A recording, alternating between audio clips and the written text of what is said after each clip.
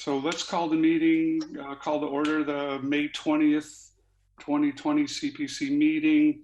I think everybody has a copy of the agenda. Item number 1 on the agenda is review of the April 30th, 2020 meeting minutes. Does anybody have any comments on those minutes? Everybody's had a chance to review them? Yeah.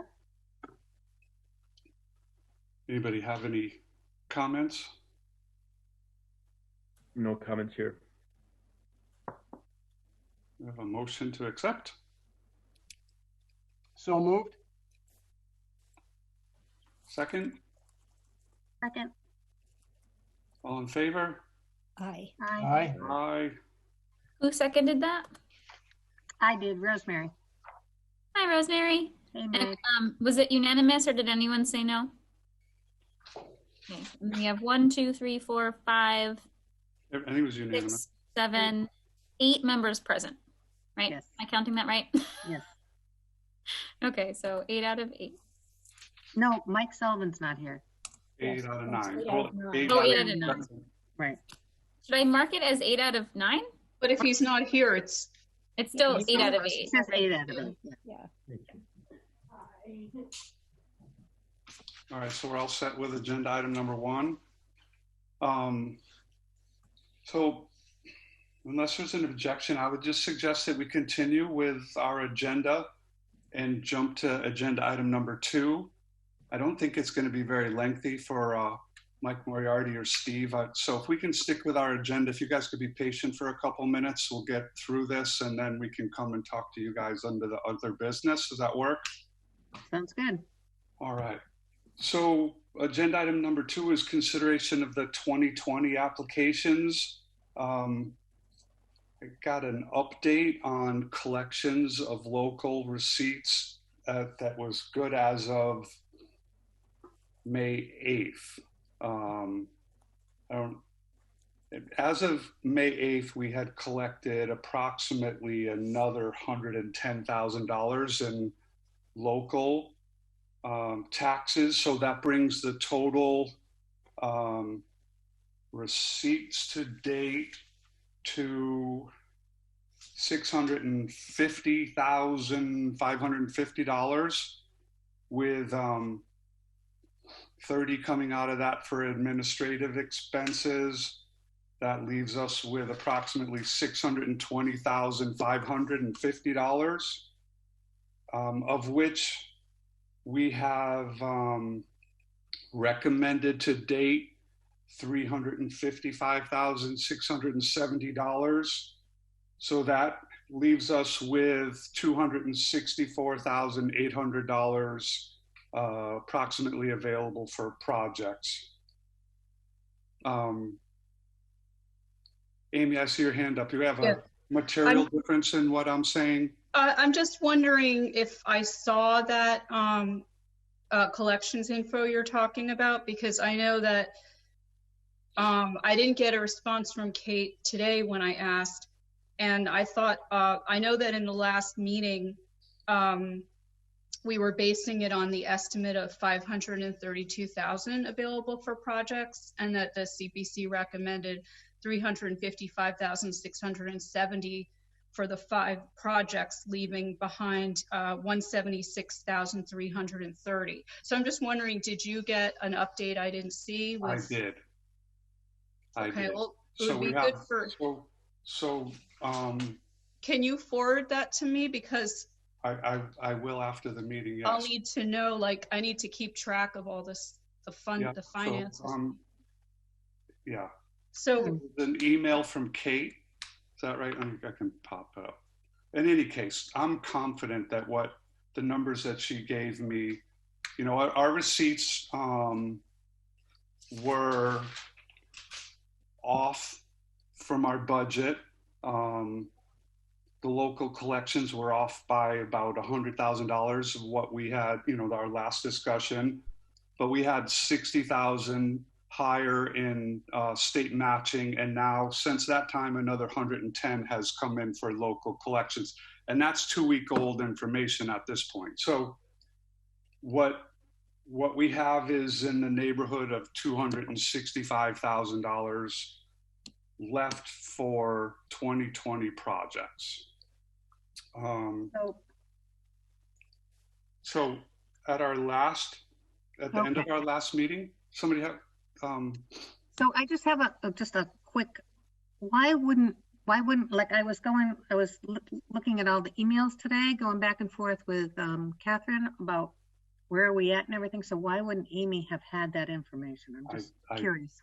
can't answer that question. Okay. I don't know. I didn't see emails going back and forth today. Well, with Catherine, I did. Yeah, I sent an email to Kate, but could you just repeat, Kip, the total that you think that we have for projects? So the total is 620,550. And this is for FY20. Yes. Okay. And we have recommended 355,670. So that Okay. leaves us $264,800. Okay, great. So it's, okay, so that's good. That changes my Yep. numbers a little bit. Thank you. So it's a little high, it's 110 A little higher. Yeah, that's since good. our last, we knew more was going to come in, and we Right. got conservative to make sure what's in the bank. Mike Falsetti, what's in the bank, and this is in the bank. So That's all Yeah. good. conservatively, this is where we are. Okay. So just to give everybody that as a foundation for, this consideration of additional 2020 applications. So, there we are. We have Okay. had a motion to fund the Y at 88,000 and Mayor Field at 120,000. We tabled that. Amy got some responses back from both the Y and from the Park Department. And there we are. Go ahead, Mayor. You're muted, I think. Oh. Mayor, I see your hand up. I unmuted you, Elaine. Okay. Oh, okay. Yeah. Not mayor. It was the other one. If that was the motion that I made, it wasn't Mayor Field. It was the other. Yeah. I'm looking for the name, but now I forgot what it was. Over Jones Point. in your area. Jones. Jones Point. Oh, Jones. Jones. Yeah, Jones Point. I didn't say mayor. If you're talking about the motion that I made. Yeah, I'm sorry. Misspoke which park, if that's. Yeah. So we had tabled that, Jones Point and the Y. And did we table the Dwight Street project? So we still haven't talked about Can I the just, We didn't do anything with it yet. the Armor and Co. project, and we also have not yet talked about the One Holyoke CDC homeownership housing project. I'm sorry to interrupt, but I do have something important to share about the finances. If I can just add something. Because Kip, there's a certain amount within FY20 that we cannot spend for this funding round because it was a surplus that wasn't approved. And the amount is 57,105. So that's why I'm not sure if this total that you put, we may have to look at that because the surplus was not appropriated to be spent for FY20. That makes Could sense. the city council amend is there a process by which we then submit for that? Because the state seems to always do the surplus way outside of our budgetary process. Now, Elaine, are you there? Elaine, Yes. you know about this. Maybe you can clarify how we cannot spend that surplus that we got. The extra one that we got this year, in this FY20 fiscal year, we can't spend it until FY21. Right, so that's why I'm pointing out that this total that you just shared, Kip, it may be a little more than we really can spend or that you can spend on projects. The last two or three meetings that we've had, when we've talked about what money we had available, we never discounted that as part of the calculation. We never included it. It was in the number in the spreadsheet that we had. No, I have it right here, and it's not. We did not include that. So does that mean that it's not included in the number that KIP has either? I don't know what Kip. I think the KIP, you may have included it because Kate wouldn't know the difference. She would No, just I say did the state include it match because was 138,000, which includes the we've talked in the surplus. past about how our state matching funding were $60,000 higher than what we expended when we were doing the calculation of what we had available. We can take that 60,000 back out right now and just go with $200,000 and we'll That's stay a good there. idea. Well, So- Can someone explain why though?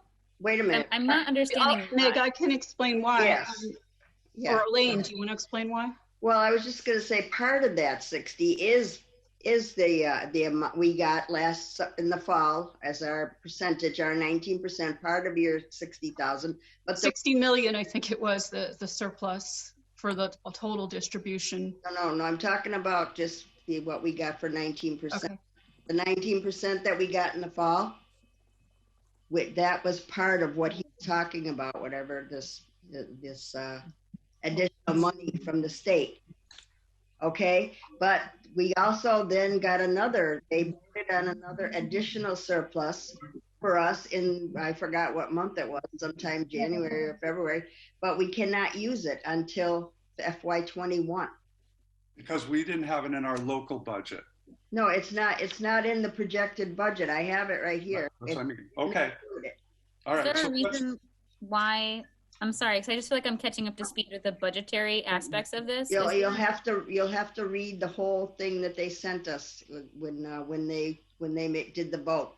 It's very complicated, very involved, and it tells explicitly the bottom line is we can't use it this year. And how much is it? Well, I don't know. I forgot. It's 57,105 is the part of it that's the surplus that cannot be spent because it wasn't appropriated in the approved budget. If I may, this is important and we do need to know how much money we have available, but it is less important if we are not determined to spend every penny that we have available to us in this funding round. Yeah, And that's true. Right. I bring this up once again. I think that I made this argument last year, and it was the committee's feeling that no, we had too many worthy applicants to start saying no before we had spent all our money. But this year, it seems to me we have funded some extremely worthy projects that were genuinely urgent. There is real need for the Wisteria Hearst Museum to get its electricity done now. What remains in front of us is worthy, and I don't think there's anything there that in an ideal world we wouldn't all want to see done, but none of what remains is critically important to be done now. And we have this pandemic crisis on us, and we may have urgent needs for money that we don't know about yet. And I wonder whether this is not a good year to say, look, we're sorry, but we need to hold these grants over and keep our reserves, or more of them than we ordinarily would, for emergency housing assistance and possibly other projects and problems that we aren't even aware of yet, because we're living in a rapidly changing environment. And if we are going to save some of our money, then we don't need to be as precise right now as we otherwise would be about whether that's 55 we can't spend or 60 we can't spend, or whether we actually could spend it all or what. The important thing too is to remember that we might not get the tax money the taxes might not come in as good as they are this year. Who knows what's going to happen in the fall? So absolutely. We may not get that money. So that we're expecting, that we projected. So it seems like time for fiscal caution. Mike Falsetti, you had something you wanted to add? Mr. Chairman, I agree with Elaine and Amy. Elaine and Mamie. I don't have a warm feeling about tax collections for FY21, and I would rather err on the side of conservatism and keep the money we have in the bank there. the projects we have in front of us aren't going anywhere. There's no immediate need for it as such. And I would, in the interest of safety, because we don't know what the mayor or the city council may face as they approach July 1 or the world we live in locally and regionally, they may have things coming up that they want us to fund that we never thought of. So I agree with Elaine and Mimi. I would prefer to roll the 208 into next year and wait a couple of months and see what transpires. I don't see a banner tax collection year. That's it. Go ahead, Meg. So I am interested in thinking about so far, like last year, how we spent money versus this year, and thinking about percentage wise, like what have we spent on various groups of stakeholders? Where have we spent money in terms of the 3 categories? And last year we spent the bulk of our funding in open space and recreation. Mm-hmm. And so I was thinking about that and thinking about where we've spent money so far or recommended funding this year. And I'm wondering if it makes sense, especially given that we don't know what's coming in terms of when parks are fully opened and utilized, if it makes sense for us to not spend money in open space and recreation this year and instead roll that money forward, the 10% that we have to. But I also am interested in talking about the Armor & Co. project. I think especially in this time, one, I think it's good for us if we double down on one category last time, can we look at a different category this time? A lot of our projects so far have all been in historic, right? So maybe it's okay to double down on historic this time. And there's a kind of a balance over the years. I also think in this particular time, it's not a bad thing to think about signaling to business owners that we care about our city and are looking to support them in the good work that they're doing, especially because it's an applicant with such a great track record for our city. And I do think that it's a valuable project. Yeah, you're here. So I'll make a motion. So the way we've been proceeding. Well, yeah, I'd like to.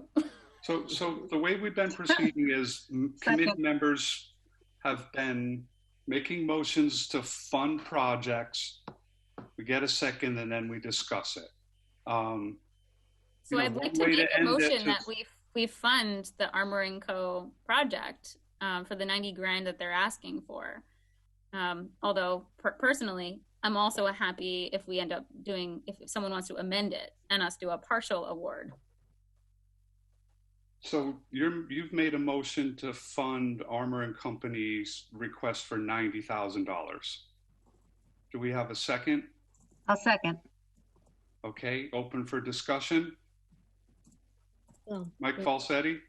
Mr. Chairman, I wish those guys good luck, but quite frankly, when we're spending taxpayer money, that's their money. And my premise is, what's the greatest common good? Things like Wisteria Hearst, the horses, and the various projects we funded already benefit the common good. Parks benefit the common good, the actual taxpayers whose money we're spending. So at this point in the ballgame, and with the FY21 upon us and its challenges, I absolutely am not in favor of funding a restaurant. I wish them well, but not out of this pot of money. It doesn't support the city of Hoyoke's citizens anywhere near that Parks would, or Wisteria would, or the horses and so on and so forth. Those are public areas that service the public. It's their money, so I think it should go to those projects as we speak. Okay. Hey, if I may. Anybody else have comments, Mimi? I think Meg's point is well taken in that we obviously are going to need to pay real attention to businesses going forward in this environment. And yes, they're private entities. But the other thing about this one, which I wonder whether we could hold it over to some extent and ask the applicant, I had forgotten that this was partially a restaurant. And we know that the business environment right now, and for at least the foreseeable future, is going to be very difficult for restaurants. And perhaps the applicant would like to come back to us and think about how they expect a new restaurant to succeed or operate in this business environment before we start devoting funds to it. So, I would say at this point, it might be a good situation to neither say yes or no, but to say, look, things have really changed a lot in the world since you submitted this application. And like any prudent investor, as Michael says, we are investing the taxpayers' funds if we do this at all. And we should have a better sense of whether they still have a realistic path to success with this business plan. And, I would be happy to reconsider it with further information rather than saying no at this point or just committing the 90 to them without further information. Elaine?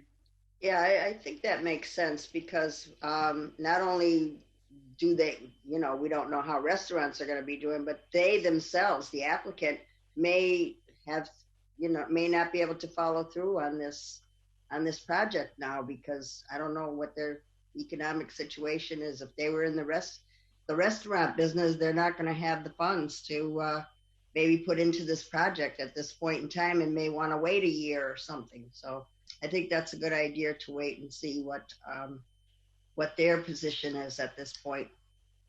Anybody else? Mike Falsetti again? Mr. Chairman, just quickly, what Elaine said is true. What if they fail in 2 years or 3 years? I mean, restaurants, especially now, are be hard pressed to keep their doors open. So to give them any money now, and what if they fail in 2 years? What do we do then? What do we tell the taxpayers whose money we just spent and it's just gone up in smoke? I mean, it's not a good idea to fund them. Meg? I just want to highlight that we're not funding a restaurant. Thank you. We've been asked to fund the exterior restoration of a former slaughter facility and meatpacking plant. Right. And to revitalize a structure that right now has gone into blight. Yeah. So I just want to highlight what we've actually been asked to do on this application. I would argue that even with, let's say that is a restaurant, let's say it ends up becoming some other use, the work itself would still stand and then makes that building usable again, which is the point of preservation. Right. Anybody else have any comments? So I think Meg made a really good point. I think that they didn't come after this to open a restaurant.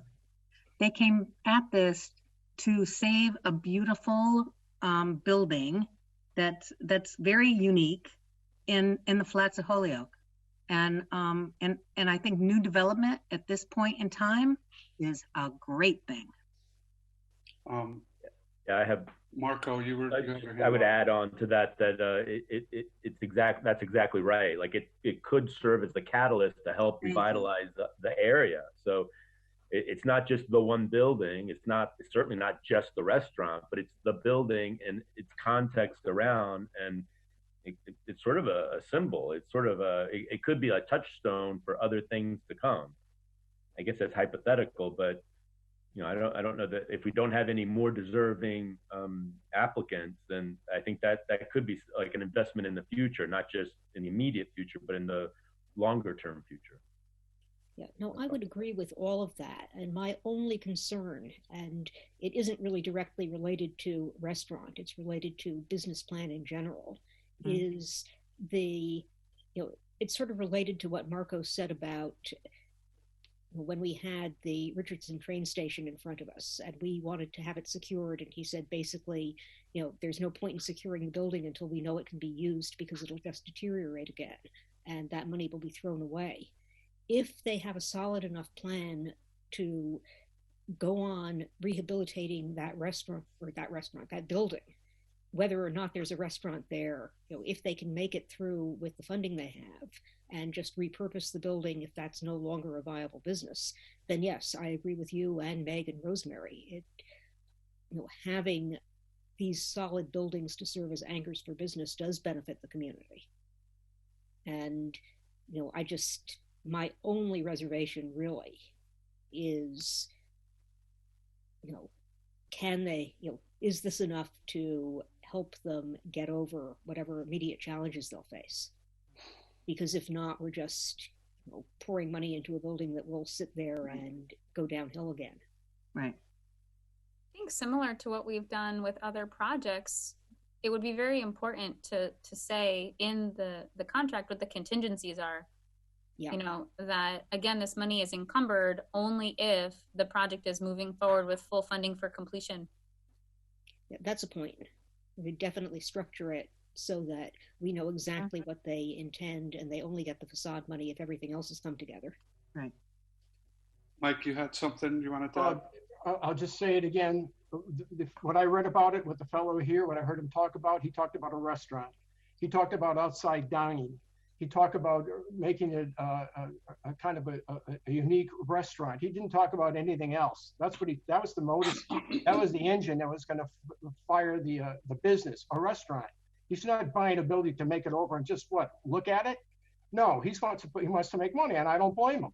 But let him go to a bank or some other place. But I can't see putting, at this point, taxpayer money into somebody's business. We can just look diagonally from City Hall. There was many years ago, there was the Spanish business building, the old, I forget the bank that was there right on the corner.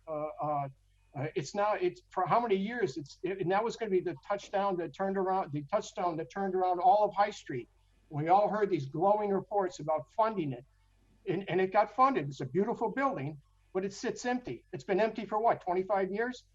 It's still empty. There's no guarantees because you redo a building that economics is going to come to play. You can't create business if there's no business there. You can wish about it, but you can't create it. Government can't create this stuff. The economic plan and the purpose, that's what creates success. I got a feeling that that's why I say it again. With the very best wishes, we can wish away all we want. The reality is it's a high risk return. And if it goes out of business in 2 years, how do we face the taxpayers and say, well, gee, sorry, we just paid $90,000 of your money, just went down the tubes.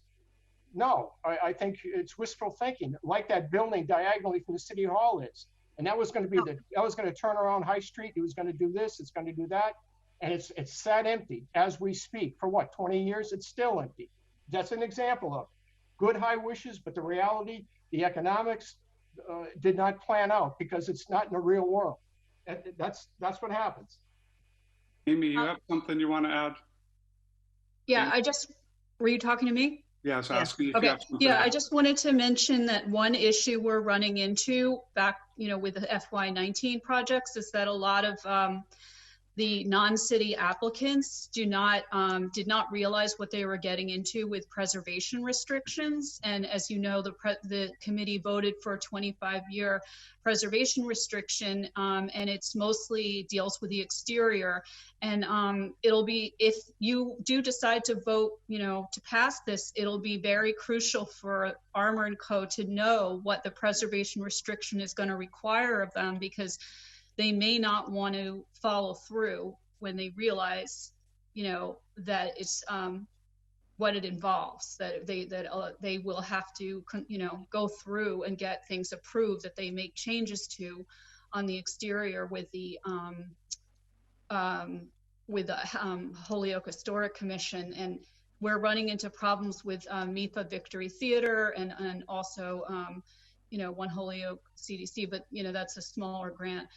But I just want you to know that even if you approve this, we're finding that a lot of people don't realize what the PR involves, and then when they find out, they're not so sure they want the money. So okay, so that's a good point.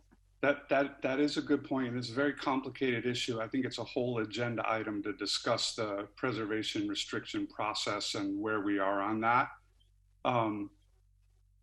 It's clear, so we should be taking that into consideration if we hold a vote on this. So Mayor, you have your hand up? Yeah, I just want to say that, so Mr. Chairman, I'm not sure if we should go ahead and vote for this and then wait and see if they're still interested with considering whatever else needs to be considered, or if we should just wait and ask them first before we vote on, may have a final vote on this. I mean, it's up to the committee whether they want to wait and see if they're still interested with everything that's going on, plus the preservation restriction that Amy just brought up, or if we want to vote on it and then go to them and say, well, are you still interested in this project? Can you still do it?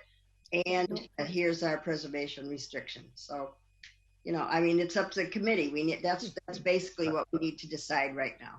So I can tell you that I know as of 2 weeks ago, they were still interested in moving forward with the project. And so they're on the path. And so just a point of information.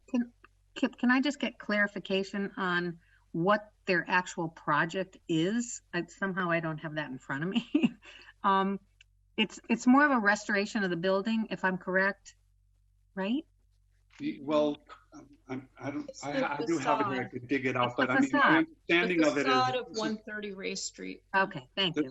This is part of a larger redevelopment project by them. Right. They have purchased some of the adjacent property from the city, where their plan is to build housing. Remember, there's that whole kind of row housing, and this particular property, the plan is to reuse that property. The plan has been to put a restaurant in there.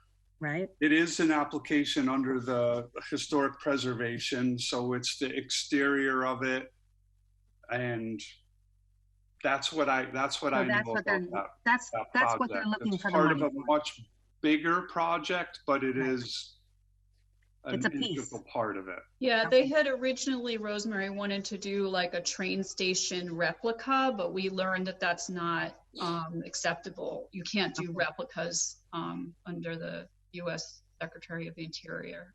Okay, interesting. So, all right, thank you for clarification. Anybody else have any comments on this motion that has been seconded? I do think Izzy? that. Oh, sorry, Izzy. Go ahead, Izzy. You've been quiet. Yeah, I'd like to hear what Izzy has to say. He's on mute. That makes it hard. I mean, my daughter. I'm sorry. There you go. This is a private business asking for taxpayer money to help fix a facade of a building on Ray Street. Correct. Yes. You know the building that has the really unique. No, I know the building.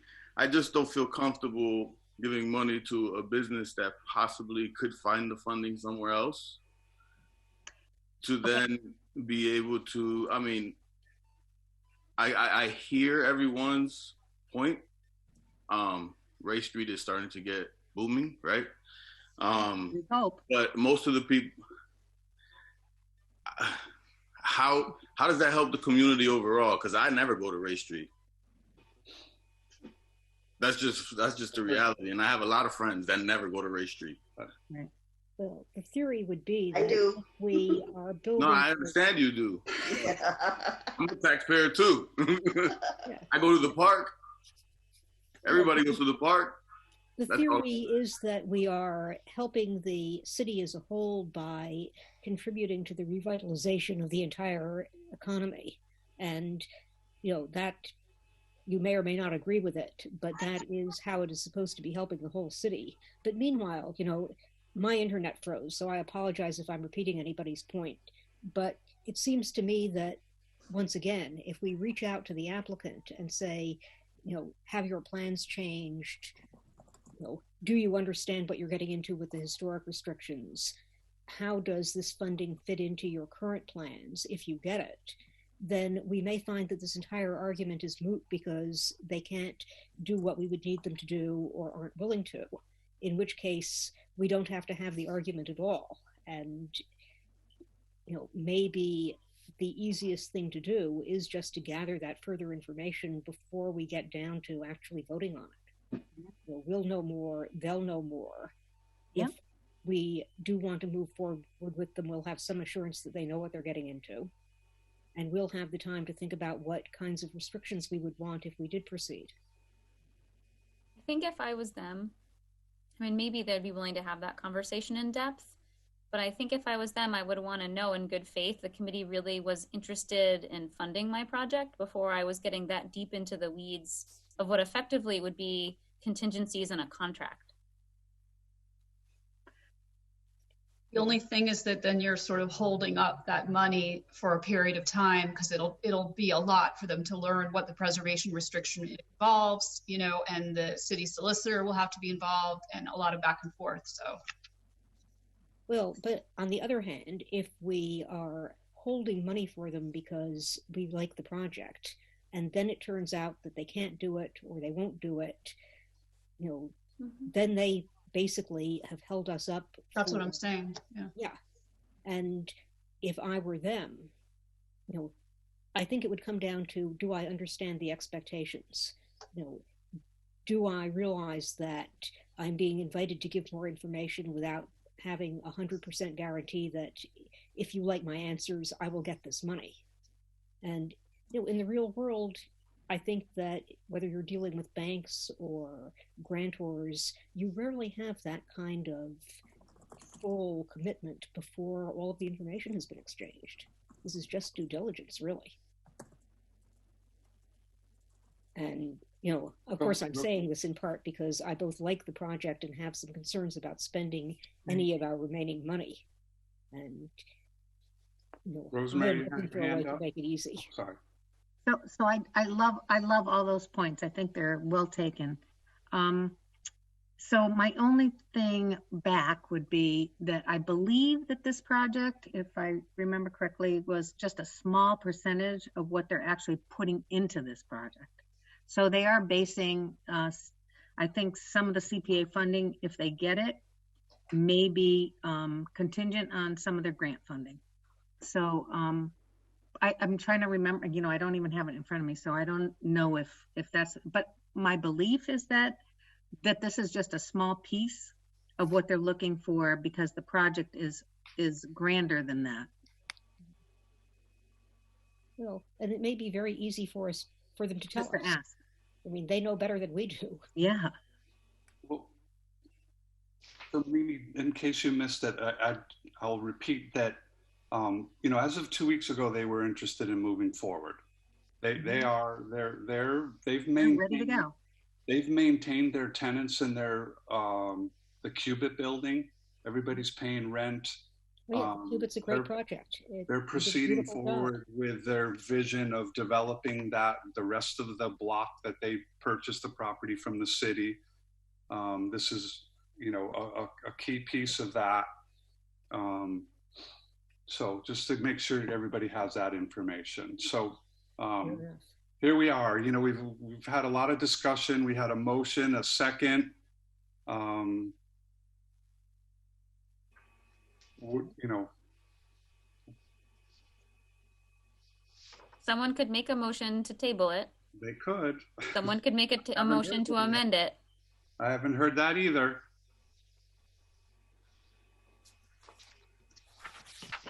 So I'm not hearing it still. So, I mean, I think it's appropriate to call for a vote. We've had a motion, a second, a bunch of discussion. Unless anybody have anything else they want to say before calling on a vote? I just want to mention that I'm looking at the application and the total project budget is 900,000. So Rosemary is correct on that. Thanks. Okay, Thank you for clarification. So all in favor of $90,000 to Armour and Company?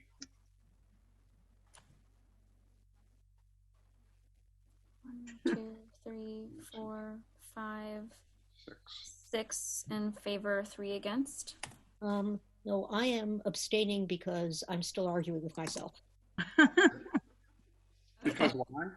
I'm still Look arguing. at that 900,000. That's an investment. No, I love She the has project. mixed feelings. She has My only mixed feelings. concern is whether I'm letting my love of the I know. project overwhelm my common sense. So what was the final vote, Meg? In favor, 6 against 2, and 1 abstaining. That's 9 people. There's not 9 of us. No. 6 and 2 and So 1. 6 out of 8. Isn't there 9? 1, 2, 3, No, there's 4, 8 of 5, us. There's only 8 of 7. us. Sullivan joined us. 9. Sullivan joined us. Oh, Oh, he did? Oh, you right. didn't tell us. We didn't know So that. quiet. Are you not on? Are you on speaker view and not gallery view? Wait a minute. No, I Oh, don't. I see him at the very end. I don't have He's everybody's. Oh, Yes. there he is. There's Mike. Okay, I got him now. So, does I'm anybody, not on gallery view. now. Hola. does anybody else have a motion to fund a project that they would like to make? So anyway, did that pass? It Yes. did. Okay. I'm going to make a motion to fund the Y. Are you making a motion to fund phase one or the total request? And also, do we want to, sorry, well, maybe I'm talking out of turn, but they gave some response to the committee's questions that I can share. Talk about that under discussion. So I made a motion to fund the Y for the phase one. What is it, $88,000? Yeah, 88. Does anybody I'll, second? I'll second it. Any discussion on the Y funding? Yeah, they don't need this urgently, and I would really prefer to put off any more funding for any of the remaining projects, including this one, until such time as we have a better idea of where we are as a city economically and what other demands are going to be made on our funding. Okay, anybody else? Mike Falsetti, you have your hand up? I agree with Mimi. I think we should just cut it off right here. And besides that, I'm more in favor of funding city parks funded by the citizens to be used by the citizens. I don't have to drive to the other part of town. I don't have to join and pay money for something that I paid for with my tax dollars. We should be supporting the city parks and city neighborhoods for citizens whose money we're spending. But right now, I wouldn't spend a penny more. The danger is, the uncertainty is greater than our pocketbook. Okay. Anybody else have a comment under the funding of the Y? I mean, we have addressed public access, lot of back and forth. I think I could summarize it pretty succinctly as it seems like, except on really rare occasions, the park will always be available for the public. You know, it is now. This is leveraging off of another park that they constructed there. They're using the Y now. They're like a daycare center for critical. I'm missing the legal term, but like for first responders and frontline people and people who are working, they're providing daycare now for them. You know, the only restriction on the public use of the park is when it's overloaded with the Y program. They might need to restrict the access. They say they're not doing that now. Rarely do they do that with an expansion. It's less likely they would do it. So that we had that discussion the last time, you know, and had a question about what is public access to the park. And so that's where we are on kind of the why. Did any committee members have any other comments under? Amy, I'll just wait to see if anybody else has anything first. Any other committee members have any comments on the why proposal? All right, Amy, what do you have? I just want to mention that, as the committee knows, we do now have an application for CPA rental assistance from Mike Moriarty, who's in attendance. And that, you know, just as we're uncertain about what we were uncertain about what our collections were for FY20, we might have reason to be even more uncertain about FY21. So I just want to put it out there that, you know, there is an emergency going on because of the pandemic. And, you know, it might be helpful to weigh the priorities right now and think about, you know, as Mimi has brought up, that it might be a good option to consider holding off on funding other projects because of that. And the fact that, you know, people who are in a crisis right now over inability to pay their rent and so forth. Okay, thank you. Anybody else? After 90K 6K is taken out of the proposed funding that we can recommend, that means that we have $117,695. Oh, thank you. Can you repeat that number, please? $117,695. And this is out of the amount that Kip quoted before? No. No, this is the amount minus that number minus the amount that cannot be included in it because of the surplus. Okay, so what is that total you're thinking of? 207,695. 207,000? Mm-hmm. Okay, thanks. Welcome. Anybody else? Any other comments on the Y proposal? Rosemary disappeared. I don't know if she has anything. Oh, wait for her to call for a vote if that's okay with everybody. Meg's eating. We'll wait till she finishes eating. Thank you, Pix Pizza. Where did she go? Rosemary, where are you? I do really like all of the parks I projects. see her There coming she back. is. So Yeah, we're all the projects. It's just Oh, going to call for a vote on the Y. okay. Everybody else is, unless you have a comment you want to make before we vote. No, I do not. All right, so let's call for a vote. All in favor of funding the Y? 1, 2, Okay, 3. wait a minute. I'm still thinking. Rosemary, you gotta vote or abstain. I'm not sure if I can vote.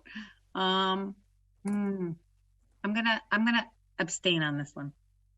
Okay, so those folks who are against. me. 1, 2, 4, with 1 abstaining. Okay, so that means that we have 3 in favor, You would need 5 for it to be. 5 against, and 1 abstaining. Yeah, so you don't have the votes for it. Okay. Nice For For anybody the else? record, I really like all of the parks projects, and I really do want to fund parks projects as a priority in the next cycle if we can. I agree. Okay. So any more motions for funding a project that's in front of us as we sit here today? No, I Are there don't. any that we have to agree to not fund? I mean, we can. I don't think it's We necessary. can't because we don't have the funds. So it's not a question of whether we can. We may want to fund some of them. We can't because we don't Well- have money. Well, Okay. what we Is can that what we did last time? I remember last time we Yes, wasn't there a vote against the armory? Yeah, we did do that, but I just, if nobody makes a motion to fund it, it doesn't get funded. Right. Not just that, but if you don't make a motion and get a majority of the quorum, it doesn't get funded either. So, I suppose So, what we might do am I reading? is Go invite ahead. people who, we are not going to fund this round, but whose projects we basically like to, Right. resubmit next year, and maybe conditions will be better and we'll be able to do it. well, I agree. I think that I agree. I don't know if it needs a vote, but I would say that I think it makes sense for us to agree that anything that was not approved this year and they want to remain an active applicant should just be able to submit like a simple letter to us, not have to fill out all the applications and do all the Right. rest. And that, Yeah. just to say, Unless things have materially changed, absolutely. Does that include the one that was voted against, though, the armory, that they could just keep their application Well, and then send a I mean, letter? No, So we're discussing it. I mean, they could just photocopy it and submit it again, or we're going to ask them to do that versus sending a letter. It's really up to them. And I mean, that doesn't seem to be that big of a bar. I mean, we just voted down the Y. So do they have to submit the whole application again, or can they just give us a letter? Just continue it.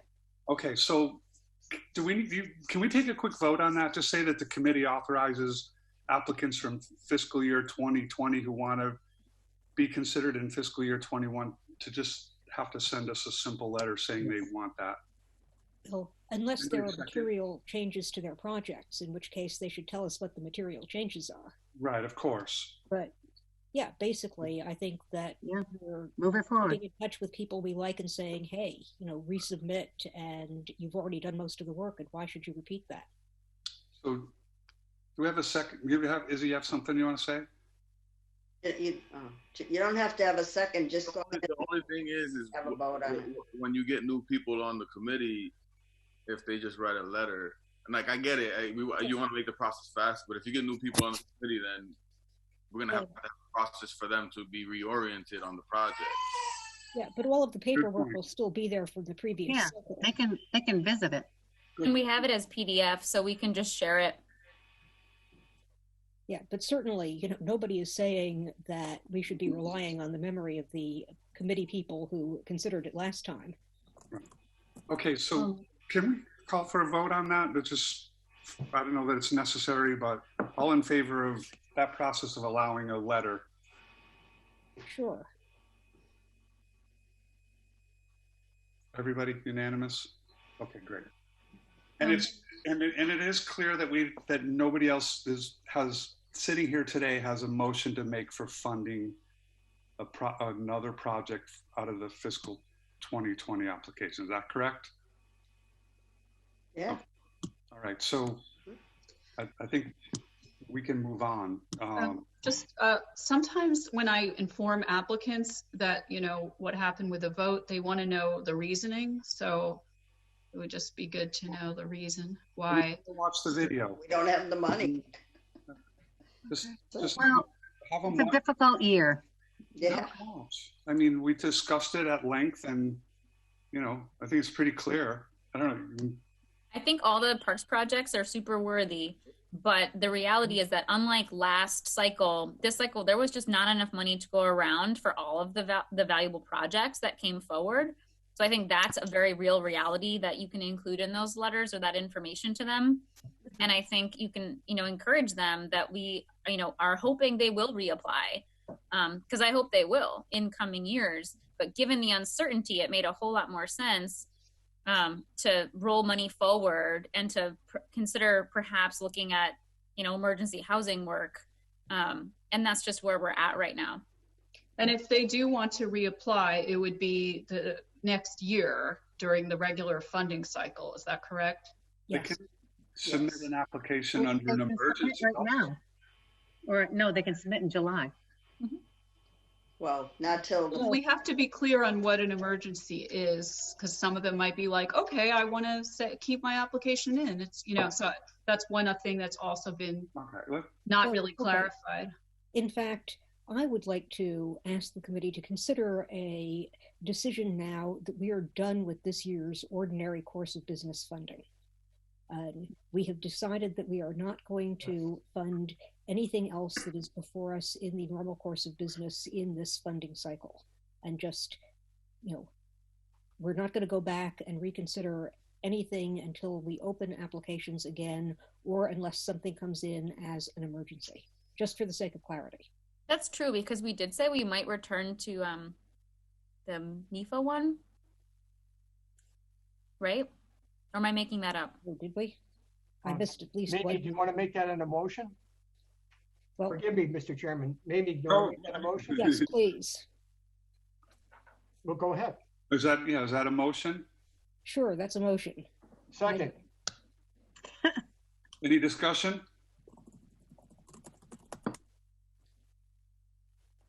All in favor? Aye. All right. I think that's unanimous. Mike Sullivan, did you vote yes on that? Okay, thank you. All right. So let's move on to the next agenda item, which is other, an all-encompassing. Mike Sullivan, you have something you want to add? I'd like to make a motion that we reserve some funds so when barbershops reopen, Izzy can get a haircut. Me? Second. The money in my account. Me too, Mike. Me too. I need a haircut. Oh, boy. Don't worry, Izzy. I'm just being jealous. All right. There we go. Problem solved. Is that unanimous? Yes. Including my wife is barking from the other room. She tried to get out the scissors the other day.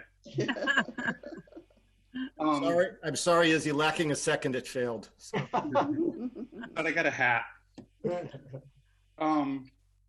Okay, so other business. We have Mike and Steve here, and I'm assuming that almost exclusively, Steve probably wants to talk about rental assistance, and Mike mostly wants to talk about rental assistance. Is that correct? Okay. So let's talk about rental assistance. Does anybody on the committee have anything they want to say, or should we invite our guests to bring us up to speed with maybe some of the latest information? Yeah. There are some pressing things that the committee has to make a decision on after that regarding the preservation restrictions. So just a reminder. Well, let's talk, first let's talk rental assistance, because Michael Moriarty might want to hang around for the preservation restriction discussion, and Steve probably doesn't want to, would be my guess. So let's accommodate him. And so Steve, why don't you go first? You're here. You heard how the committee is considering that this may be a real need for some of the funds that we have available, and that at least some of the committee members are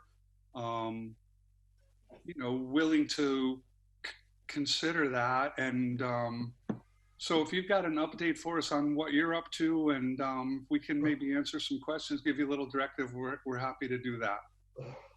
So I guess my first question is, and I was looking on the website, and I maybe missed a hot link or something, but do you guys meet in the summer? Would sort of be the first thought. The answer is yes. Okay. So I'm last meeting, I don't know, a month ago, 2 months ago, 4 days ago. It's all the same at this point. Last meeting, my opinion was, or my recommendation was to just postpone and wait and see. So the CPA money isn't the first money in. Since then, I hear the special RAFT program specific for COVID, the money started flowing. I hear, the CDBG application was in and closed. I don't know if they've awarded anybody that. We haven't heard. We applied. We haven't heard. I believe Mike's applied as well. At least that's what he revealed in another meeting. I don't know who's applied or who was asking for what with it. He just happened to mention it. So really, short of that being awarded, and there's another pot of money that we applied for. I think it was due last Friday through FEMA for rental assistance. There's a fair amount of money now that's starting to circulate, and really what does those pots don't roll over the same way that this pot can roll over. And meaning the CPA has really high flexibility, where it can cover a lot of different priorities. So I'm still of the mindset that there may be a time when the need is there, and a lot of it depends on what the federal government does, and the House passed something that the Senate says is absolutely unlikely, and there's just so much uncertainty. I would hate to see this money be the first money into this need, when I believe there's other money coming in that's earmarked specifically for it. So that's why we've held off on submitting an application. And truly, I think it should dovetail with the CDBG money, not really to push all in, but depending on how they award the money, it needs to really work, hand to glove with that. So there aren't too many of us running around trying to spend money, and then people end up doubling up, et cetera. So ultimately, that's the update I have, which isn't a whole lot of substance. It's a whole lot of words without much substance. So I apologize. That's usually not my approach. But the reality is, I know of 2 or 3 other pots of money that we've applied for that we're waiting to hear back on. And I'm sure Mike is in a similar scenario where he's applying for pots. He may have access to others, being a CDC that we don't. So you know, yeah, I think thinking about it, considering it over the summer, once we have a sense of what the open economy is going to look like, when's the Holyoke Mall going to open up, when is retail in general going to open up, which is where a lot of our families are at that are in real tough shape right now. But those folks also are receiving the IRS money. They're, you know, collecting unemployment at a rate very similar to what they were earning. And so there's need, but it hasn't quite spiked yet. Yeah, thank you. That's actually incredibly useful. Yes. Can I ask a question? Yeah, of course. For the record, did he name his name and his role? Oh, you're muted. Oh. You got to unmute. It's Steve Huntley from. Sorry. My name's Stephen Huntley. I'm Executive Director at Valley Opportunity Council. Mayor, you had a question for Steve? Yeah, well, just a question for everyone who listened to that that special thing that they had on that some of us watched on this specific issue. If I'm not mistaken, they said something about if you receive RAFT money, that RAFT money, Yeah. that we cannot fund anybody who's received RAFT money. Did I hear that correctly? Did anybody else pick up on that? I'm not sure that's what I took away from it myself, but Mike might know more. Yeah, Elaine, if I may, I don't think that is the case, but it's certainly something for the CPA committee to consider because there shouldn't be a need for doubling down. RAFT is actually a pretty generous program when it's adequately funded. So, you know, I think going to Steve's point, you do want to see what's going on in the broad world of rental assistance. Once you know that, it probably should be the case that if somebody has received RAFT recently, their housing situation should have stabilized. And but I don't recall there being any specific rule. There's a ton of flexibility with CPA. It may be something some other communities have done. Okay, well, we'll check into it. Amy, can you check into or I'll ask them. I'll find out about that. Okay. Yeah, Shelley Goring is a really good person we can ask. You're saying your question is if people qualify for RAFT, can they also, that means they can't qualify for CPA or? It's not qualify. If they received RAFT funding, the actual funds, we cannot, a CPA cannot fund them too. That was my understanding, but I could be wrong. I'm not sure if I heard that right. So Steve, thank you. I mean, I think that maybe unintentionally we're following your advice anyway. I think, you know, we had a discussion early on before we started evaluating the projects, deciding whether we were going to recommend any at all, you know, recognizing that the world has been turned upside down and we're going to have potentially all kinds of emergency applications for this funding you know, that we would take that into consideration, but we would consider the 2020 projects, recognizing that July 1st, we start another funding cycle and we should have, you know, that will give us the opportunity to see how other programs, how effective they're being and where there might be specialized gaps for an application of the CPA money.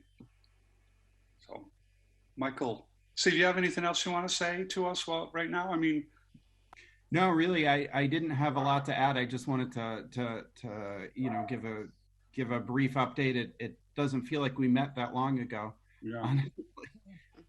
So the world's ever changing, yet nothing really seems to change all at the same time. So thank you. Thanks. Michael, what do you want to tell us today? Sure. Just as a quick word of caution, I'm speaking to you on an iPad that says 3%, even though it's plugged in right now. So if I suddenly vanish, I'm going to jump to another device fast, so you'll know what went on. So, Steve and I are actually mostly in agreement about what we're discussing here. I provided you with a emergency application already. Part of the reasoning for that is I have put a lot of thought and effort into crafting a program that I think wouldn't duplicate other kinds of emergency funding, but really is tailored to a lot of what we saw as the experience from the 2007 crisis and the things that impacted neighborhoods in a very big way.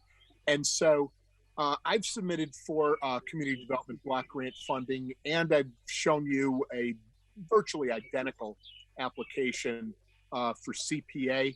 The reason for that is if I were funding $3,000 a household, and you do the math, I asked for $300,000 from you, I asked for $300,000 from the community development block grant. When you divide that $600,000, you realize it's about 300 households tops anyway, which there are 9,000 people that live in rental housing in Holyoke. And with a document that I sent out earlier I think yesterday, you'll quickly find out that our rental community is the majority of people who live in Holyoke. They are disproportionately poor compared to the folks who are in home ownership, and that there's a special kind of vulnerability to folks who own duplexes and 3-family homes, and that extends somewhat to the slightly larger properties that go up to 8 units. I have charts that show up to 9 units. That's just the way they cut it off when Mass Housing Partnership, which is the organization Shelley Daring works for, and that hosted that seminar that Elaine and some of the rest of us participated in. They cut it off at 9 units. That's actually a really unusual configuration in Holyoke. But here's what happens.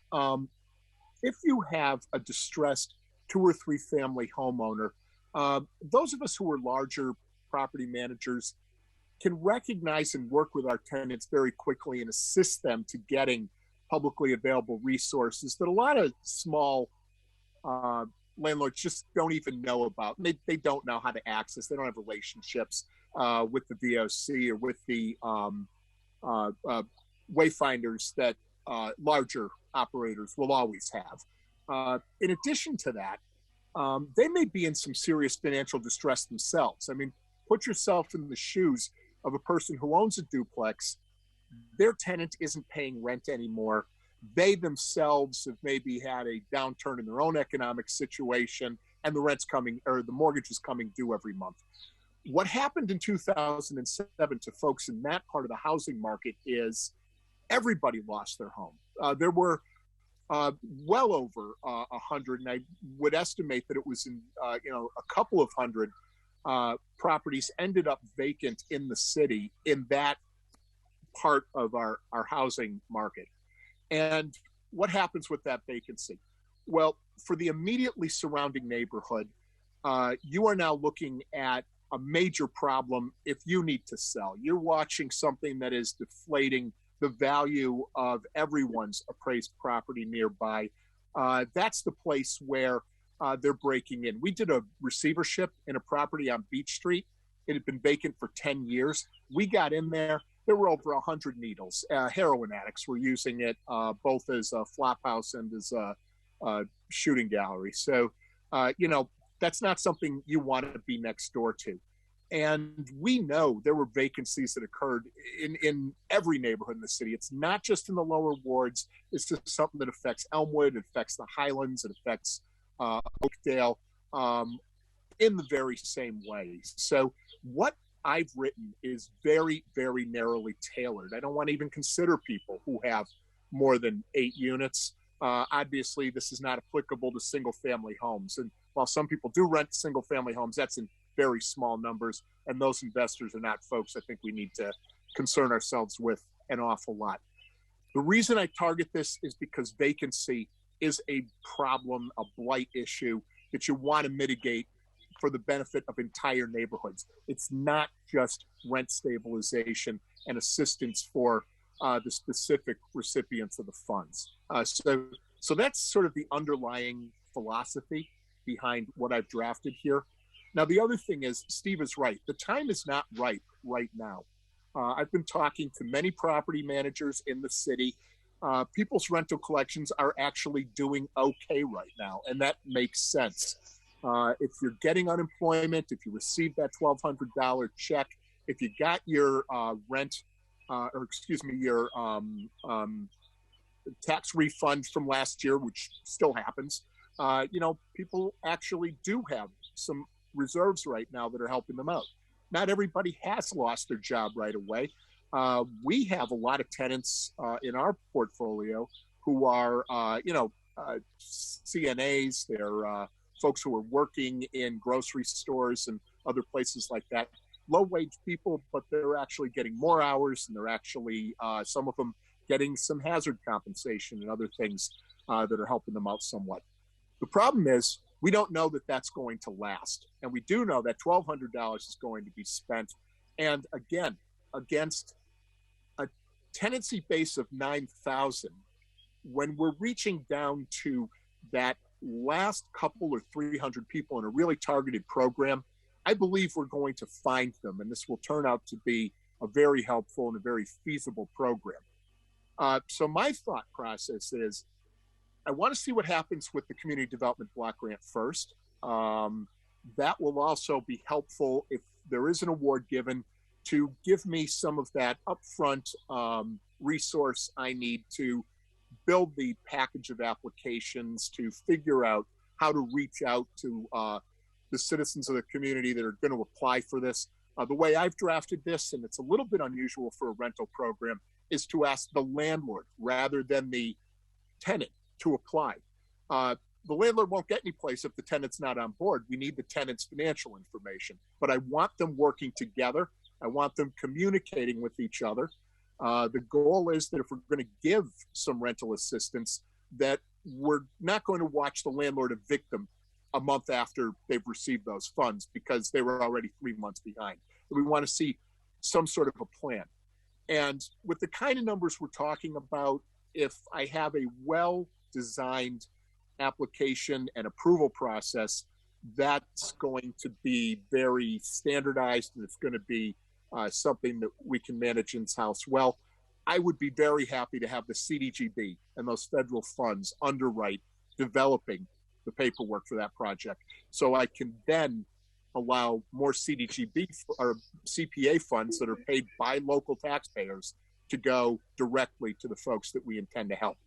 I'm not going to know what happens with CDGB probably until late June, early July. That's a fast track even. And in addition to that, it really is going to be as the summer goes along that applications would come in and that people would really find out if they're in a great deal of difficulty or not.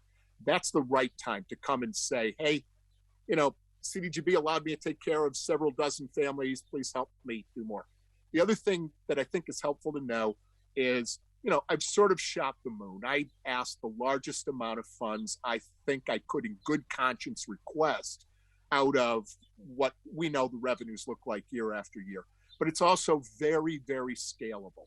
In other words, when there's an agreement about how many households are in this kind of situation that you want to help, you fund to that level. And it won't necessarily be the full amount that I've asked for. And then the final thing that applies more to CPA than it would to CDGB, I do have a resource that is unique to community development corporations. It's a form of tax credit that is a really helpful incentive for donors to come forward. And I would be reaching out to our donor base and saying, hey, can you help us underwrite the staffing to make something like this work so that we can put the community's money out into the community and not into my office. So I would absolutely, if I knew there was an agreement in principle from either of these sources, I'd be going and getting a letter out to our donor base saying, please support this. So, the CPA, CDGB doesn't have to use a lot of money to support our operations. So that's kind of the package. That's a 30,000 foot overview of what I think in 6 pages is a pretty detailed conceptual piece. It's a little bit unusual, but again, rental assistance doesn't usually think about the risk of vacancy and trying to address small homeowners. It really focuses on tenants who are in arrears and trying to get them out of arrears. I'm trying to take it that one step further because I know what vacancies did to the city of Holyoke back in 2007. It was devastating. We haven't fully recovered from it to this day, and we sure don't want to see it coming back at us in force again. And I think something like this might effectively help. Mike, could you repeat that? Everybody got that, right? Somebody run the tape back. Anybody have any questions for Mike or Steve on the program? Any comments at this point? I mean, I think we're, no, I think what I'm hearing, go ahead, Mimi, after you.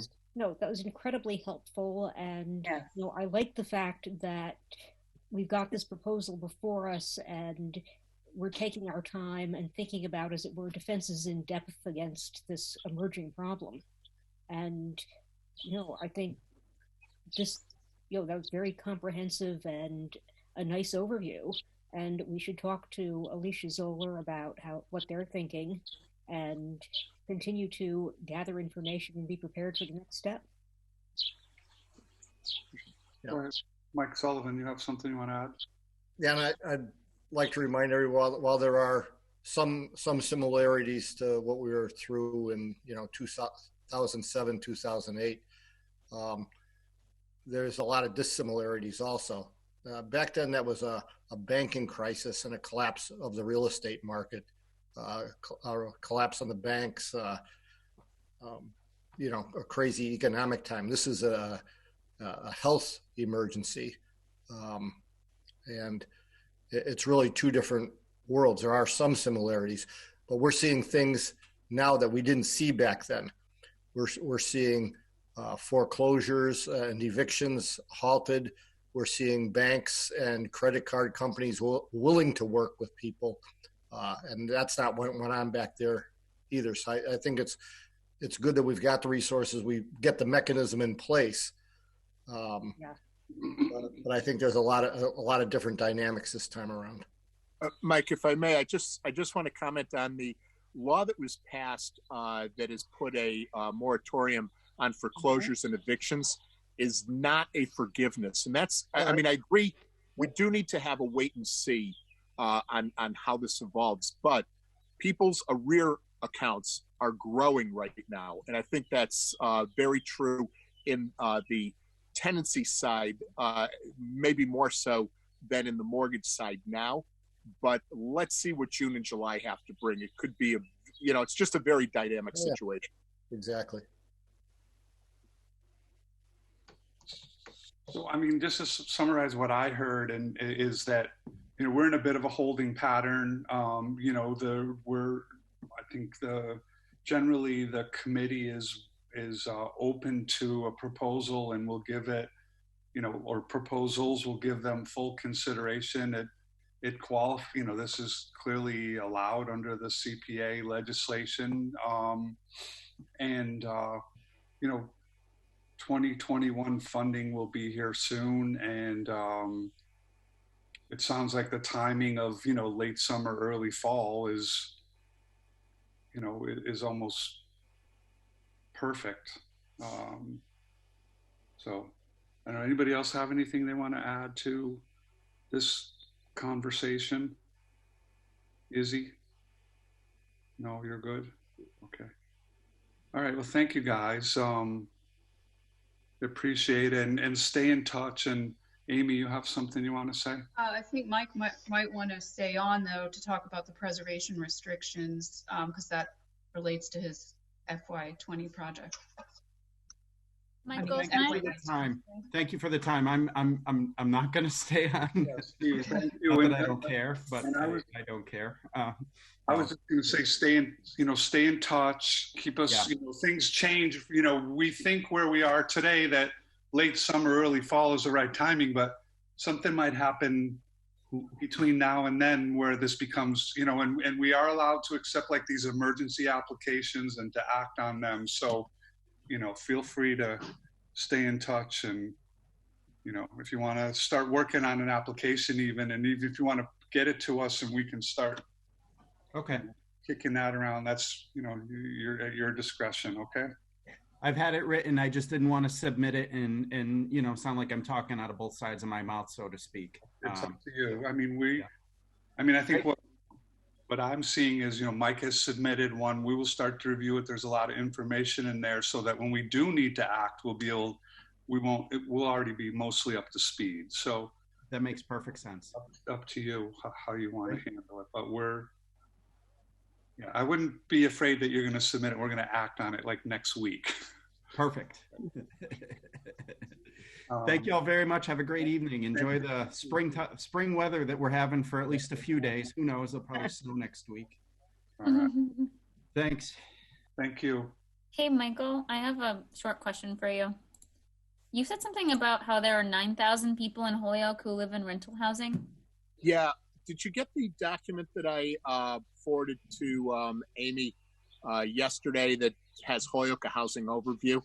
Okay. Yeah, Yes, I got. I forwarded it. Yeah, I forwarded it. Okay, great. There's a chart in there, and you'll see that that's where I got the number from. Okay. And that means 9,000 individual people living in a smaller number of households, or does that mean? No, that's 9,000 households out of 15,000. Okay, thank you. Anybody else? Okay, so we also have under other business discussion of preservation restrictions, which has turned out to be more complicated than what we thought it was. And Michael has kind of borne the brunt of it a little bit. But I want to point out before we start the discussion that, I did a little bit of research myself over the last couple of days and then had some communication back and forth with the solicitor's office. And so, the language from the Community Preservation Coalition is that, if you're using CPA funds to acquire a property, then there absolutely is a preservation restriction that's required, perpetual, forever. That cannot be changed. But that for restoration or renovation of historic properties, it is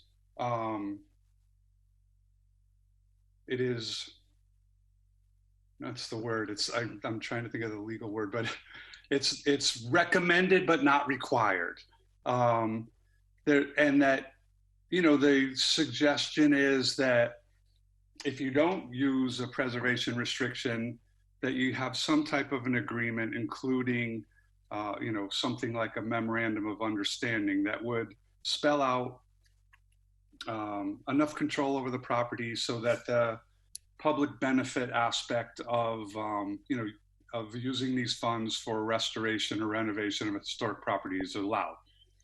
So, we have voted to require preservation restrictions on these properties. I can speak only for myself. I don't really know what a preservation restriction was going to look like when it came right down to the detail of it. So, bottom line is, for projects like Michael's or for projects like the Victory Theater, we have, as we do in a lot of areas, a tremendous amount of flexibility as a committee as to what kind of restrictions we want to place on the applicant or grantee. And So, you know, we're seeing it, the complications of these preservation restrictions, you know, with Michael's property on Canal Street and with the Victory Theater. And, you know, if we do require preservation restrictions, or, you know, preservation restriction itself is like a very definitive agreement with Mass Historical Commission gets involved in what they must look like and how they must be. But if we do something less than a official preservation restriction, then we have the flexibility to do some of the things that we're talking about. Again, in our best judgment, making sure that, you know, recognizing all of us, and we do every day, you know, these are public funds, and there must be a public benefit to it. So having said that, I mean, I just maybe ask Michael to speak a little bit about, other committee members have comments, but, you know, I think Michael is living the other side of this thing. I think it would be informative for all of us to hear, you know, what he's dealing with, and then, you know, how we want to try to help Michael, maybe try to help the Victory Theater, and try to structure something that accomplishes our goals, but does so in a way that is not so burdensome as the applicants, as we talked about earlier with Armour and Company. I mean, they could be the same thing. You know, that they're just the risk reward, the cost benefit analysis is out of whack to get these smaller amounts of money with the amount of restrictions that have to be put in place. So, Michael, why don't you tell us what you think? Thank you. So the first thing is, yeah, I've been working very well with Jenna Wellhoff in trying to get us to a point where we can just resolve this and move forward. She's been a consummate professional and an absolute pleasure to work with. I've got no complaints there at all. The challenge really is the cost benefit that affects us in two ways. You know, one is it's a relatively small grant for a very specific purpose. And so we wanted to tailor the restriction to match the purpose as much as possible. I had also broached the idea, since it's relatively small, can't it be for a smaller period of time? And what we learned, and what's absolutely clear, is as far as preservation restrictions go, you can't. It's going to be perpetual, or it's going to be 25 years. Those appear to be the options. There really hadn't been a discussion until this was brought to our attention earlier this week that an MOU might be another way to go. And so we had pretty much come to some terms where the restriction, I've got some proposed adjusted language that really does limit the restriction to the exterior of the building, but we would have to concede the 25-year period of time. Because that is a pretty serious restriction on the real estate, I'm not doing that unilaterally. I really do need to have feedback from my board of directors because it's an asset of the corporation.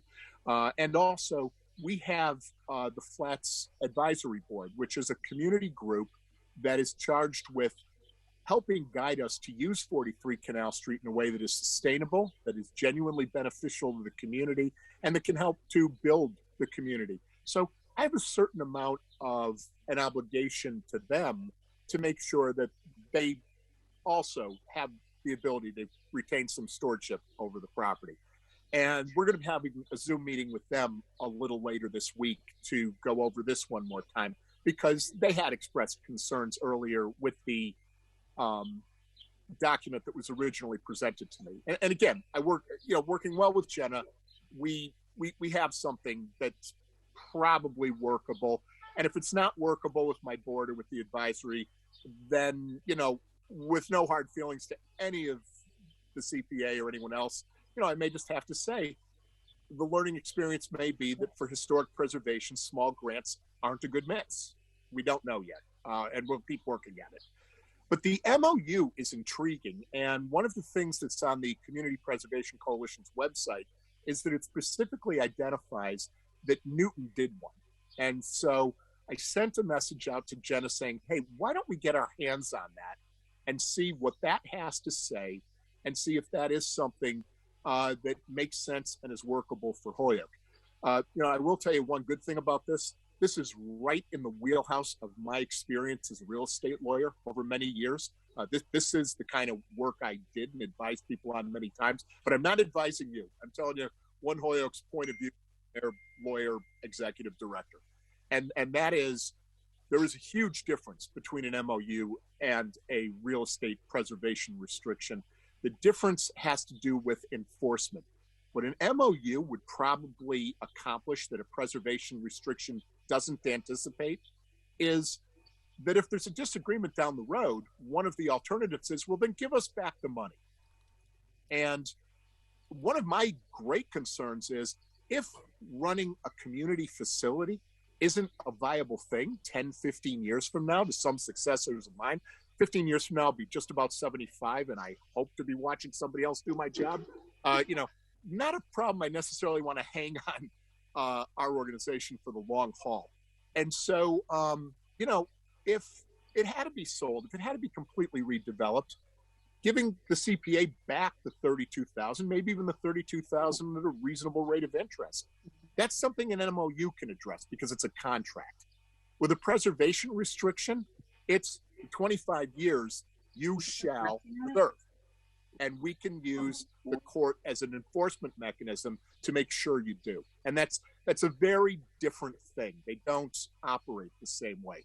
So, my board, and I'm going to recommend that I'd like to move forward, are going to have to decide about the preservation restriction that's in front of them. But if an MOU was actually an even more manageable and reasonable thing that was feasible for us and was agreeable to you, again, we have some time to still work this out from our side, and I would like to just carry the conversation forward a little bit further. Anybody else have any comments on this topic? Well, only that this is a learning experience for all of us, and I am perfectly happy to dive into the intricacies of MOUs and figure out to what extent we can get some flexibility here. And, I like that we have time to think about it. So I'll soldier on. Amy has something. I'd just like to point out, and I know that Mike, in your email, you mentioned that on the CPA Coalition website, that some communities, I think it was Newton, are using the memorandum of understanding for CPA funds of a smaller amount. So I just wanted to, there is kind of a distinction between, for example, the Victory Theater, which is been granted 100,000 versus 32,000. And you pointed out that it's a smaller amount. So that could be one way to make it sort of a, like across the board sort of policy for smaller grants. Instead of requiring a PR for all non-city, a 25-year PR for all non-city funds. Michael, is your main concern that within that 25 years is too long and that the property may not remain a community center for 25 years? Is that your main concern? And at that point, then the money would have to be returned? So my main concern really was about this reaching into the inside of the building when none of the funds did any of that. We've actually resolved that at this point. So now these are less serious concerns of mine. We're committed to continuing to move forward with this building, and I hope for well over 25 years. But, it really is just what kind of legacy do I leave for our organization, and what kind of unforeseeable problems exist when you commit to something for that long a period of time over a relatively small amount of dollars. It's a stewardship thing. Mm-hmm. Is the other issue around wanting signage on the exterior that would be prohibited? No, we worked that out, I think. It's pretty much, if we can all agree that we present something to the Historic Commission and understand, we're not going wild. There's not going to be crazy neon ever. It's just, you know, that the public benefit is it's got to retain a kind of look and feel that matches what you would have found in the Depression era. I don't find that to be that onerous, to be honest with you. Would like to have maybe, you know, for some remaining years while I'm at One Holyoke, and I do tend to stick around for quite a while, you know, I could go and deal with the Historic Commission. I'm happy to do that, but my successor someday might be saying, Moriarty, what is the matter with you? Why did you do that to me? You know, so that's where I was thinking about shortening the time. But it's not a deal breaker by any means. I don't think the Historic Commission's unreasonable, and I don't think the intention behind this is something that's unmanageable. So the mechanism, if something happened and it was no longer a community center, under a PR, the group would have to find a way to return funding. Well, that's the thing. City? Under a PR, there's really not a great mechanism for that. It's just whatever else you're going to do with the building, or whatever else anybody you try to sell it to is going to do with the building, they're going to do it managing that PR. An MOU can offer some more flexibility in trying to address a scenario like that. What kind of flexibility do you think it would require? Primarily, if you're not going to keep up with preservation restriction, give us back all the money. Seems like the simple answer to me. But again, as with all contracts, all of those terms are negotiable between the parties.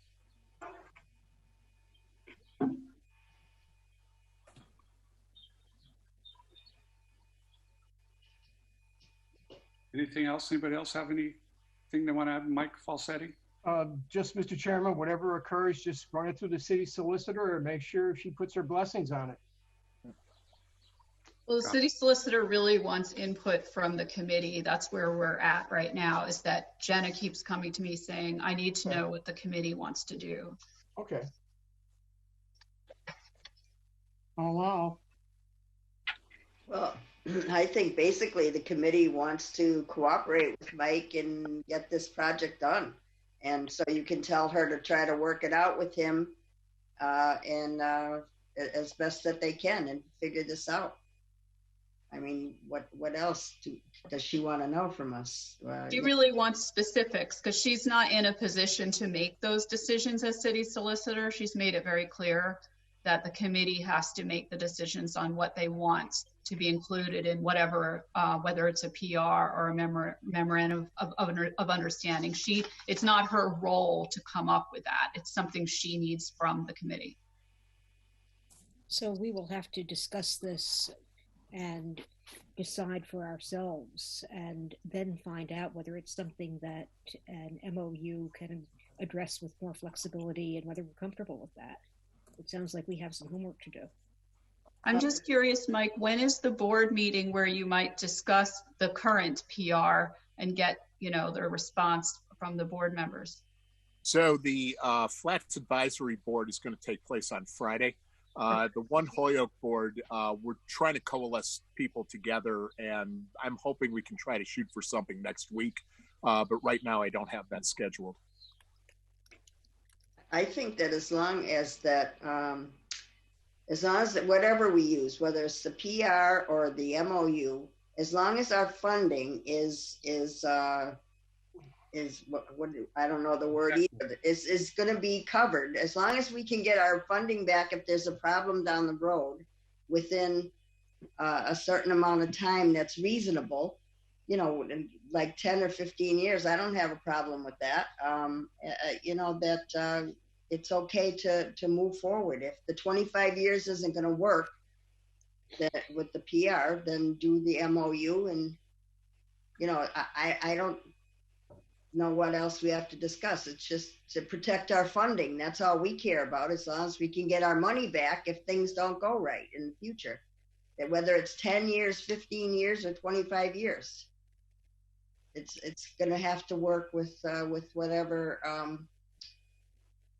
that Mike Moriarty and the city solicitor, or whoever, the assistant city solicitor, whatever they can work out between the two of them. Whatever's going to work for them. As long as they protect our funding, that's the key. Right, but she keeps coming to me saying I need clarification from the committee on what they want in the agreement. So, Well, Mr. Chairman, What we're not all, else? Mr. Chairman, we're not lawyers, and we can't come up with that minutia of detail that lawyers always do. Therefore, I would prefer that Mike write up what the pros and cons of each one and give it to the city solicitor or Mimi and digest it and come back and recommend to us, because I can't, I'm not a lawyer. I don't know what the pros and cons, the implications, the reservations of funding or judicial acts and decisions that have been made. I have no idea on that. So I would prefer if Mike made, I know, Amy, what you're saying precisely. The city solicitor doesn't develop policy. We do. And I understand, I think we all understand that, but I think it's asking a little bit too much of us, since not many of us have a legal background, to make a judicial decision on which is better. Yeah. So if I may, I'm very happy to do that after I speak with her and get a model in front of me, because I do think probably the way to cut the knot here is, if there's a good model and we can get a proposal in front of you to answer the policy questions, you can solve it at that time with something documented. I have absolutely no problem drafting stuff like that. I've done it before. Well, that sounds good to me, because even those of us who are lawyers are not necessarily lawyers who have ever touched any of this real estate law or have done memorandums of understanding in this kind of context. And, we need to go back and do our homework. Mike, what did you wanted to say?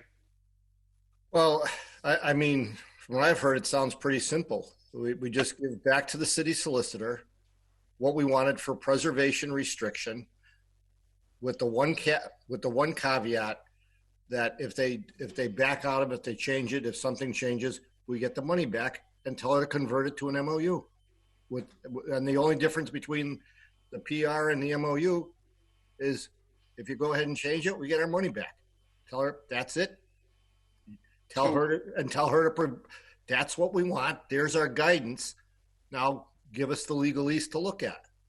So I think along that path, Michael, perhaps you could forward to us the terms of the restriction in an MOU form or in a preservation restriction, that the terms that you're proposing will evaluate them from not the legalese, but just you can't do this, you can do that, you're not allowed to do that. And if you do any of that within the next X number of years, you have to return the money with interest. If you like a term sheet for us that we can hand to Jenna and say, this is what we want, wrap this up with a bow. I can deliver that. The main reason I say that with confidence is because I know some other community has worked with an MOU. Lawyers are not original writers. We plagiarize like crazy. And so give me a model that somebody else used successfully. That's what we can run with. I know that exists in the world, so I'll get it, I'll build from it, and we can move from there. That does not seem like a problem to me. Sounds good to me. Anybody else have any comments on this issue? We're all set. Anybody have any? Okay, so thank you, Michael. I think that wraps that up. We're probably gonna, I don't know if we have anything else on our agenda. Yes. Mike, I got Mike Falsetti raising his hand over there. Anybody have anything for Michael Moriarty, or is it okay if he leaves? You're all set? Okay. Thank you very much, everybody. And it's amazing. I'm still at 2%. It just, we got through it. Thank you. Thanks. Thank you. Mike Falsetti, what do you have? Mr. Chairman, several meetings ago, we had just briefly talked about the method of reimbursement and the problem of having people coming up, non-city people, non-city property, they're coming up with vast amounts of thousands of dollars to pick up the tab for their project. and then get reimbursed by the city. I don't agree, I don't agree with it. And I think given that we've passed even more applications have been passed or in the process of getting passed, we should really try to get this straightened out. So, a person who comes up with a great project, $90,000 from Arbor Building, say, oh, by the way, you get the $90,000 just to pay? No. So I'd like to address that, Mr. Chairman, because we're going to have to, because this is not quite right. It's not just or fair. I agree 100% with you. So let's talk about how do we do that? Like, I mean, we're not going to solve that right here, right now. But so this should be maybe agenda item number 1 in our next meeting, unless something comes in and supersedes that. But how do we deal with this? Who do we need to get in and have and consult with? What kind of research? Maybe Amy can do some stuff and just report back to us. So what's the process for trying to modify our current policy of reimbursing people? Anybody know? I'll help you with that, Amy. I'm sorry, Rose? I'll help with that. Okay. I'll help Amy with that. There's a lot of, from all the other CPAs that I work with, they always fund projects that are just not people in the city. Right. Let's just say that. And Mike, you're absolutely right.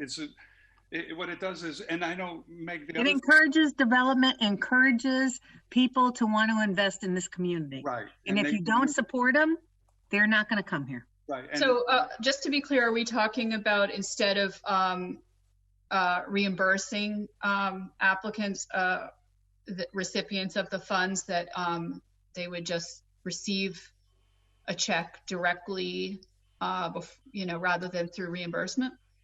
Well, I don't think we know the answer to that yet. We're investigating what I think it's good to investigate it. Okay. Yeah. Can we reimburse? Can we pay vendors directly? Is there a way to get invoices and have, along with that invoice, some kind of a double check so that the check goes to Mike Falsetti, but but it also has the engineer, the historical restoration person, like a 2-party check. So so you can.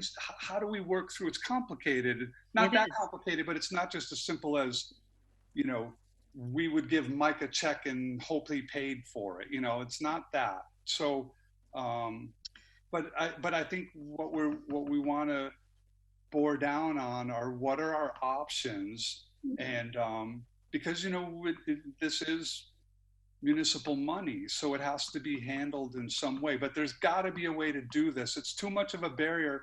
And Meg, the other thing that has been pushed off from the agenda, and I'd like to put on the next meeting, is this idea of micro grants. So think about the micro grants. If you say to someone, okay, yeah, you can do something for $2,000 or $5,000 or $10,000, but you got to pay the vendor and then get reimbursed. They're going to say, I don't have $10,000 to do that. So it dovetails with that issue, and there's got to be a way for us to solve this problem. And the question is how, and how do we go about solving this?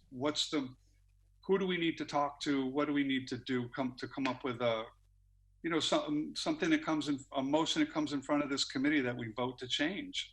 So I did research this a bit, and one of the things I learned is what some committees do is they may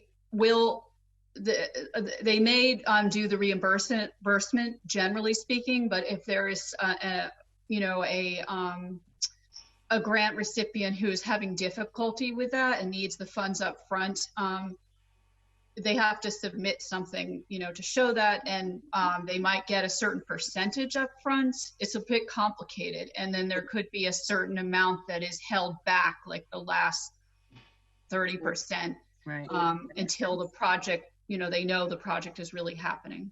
So I have an idea, just occurred to me, that, maybe we should set up like a subcommittee of people who are interested in pursuing this issue that would work on it, and then come back to the committee with the recommendations on what a recommendation for dealing with this issue. I don't know how people feel about that. I don't know if anybody's interested in serving on something like that. You know, Rose, you already said. Yeah, I'll help. I don't know, you know, if anybody else is interested in.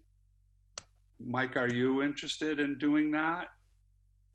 Mike Falsetti, yes, I will. I don't know how much help I'll be, but I'll certainly work and I'm going to rely heavily on Matt Mainville and our accountants and how we pay our bills to the federal government and to the state government. And I'm going to rely on them and ask them for guidance, because we do the millions of dollars that we pay for every year for our projects. We don't do it like this. There's a methodology. So I'm going to rely not on my own knowledge, but on people that that's know better than I am. I think it would be good if I was part of that, because I have established connections with other CPA staff people who are experienced in the reimbursement process. I mean, look, I've never done this before in my life. Suggested that there be a subcommittee to a committee that would study something like this and come back to the committee. But my assumption would be, Amy, that, you know, that you would be, you know, administrative support and providing guidance and counsel to that subcommittee the same way you do to the full committee. So is anybody else interested in being on that subcommittee? Meg, are you? I think I want to delve into the small grants process, because I started that earlier. So I'd like to sort of do a little more work on that and try to package it, because last time I had presented some ideas, but have a 2-person subcommittee, if that's what I mean. It doesn't even have to. I mean, anybody think that's a dumb idea? Wouldn't be my first one today, so you know, you're not going to hurt my feelings. I think that's a great idea. It doesn't require all 9 of us to be it doesn't attempting to have this kind of conversation. And in fact, I think that it will be much more productive to have a couple of people who are dedicated to that one topic taking care of it. Thanks. I think that's a good idea. Mr. Chairman, I think that was a wonderful idea. Well, that might be my first one in like a month, so that's coming.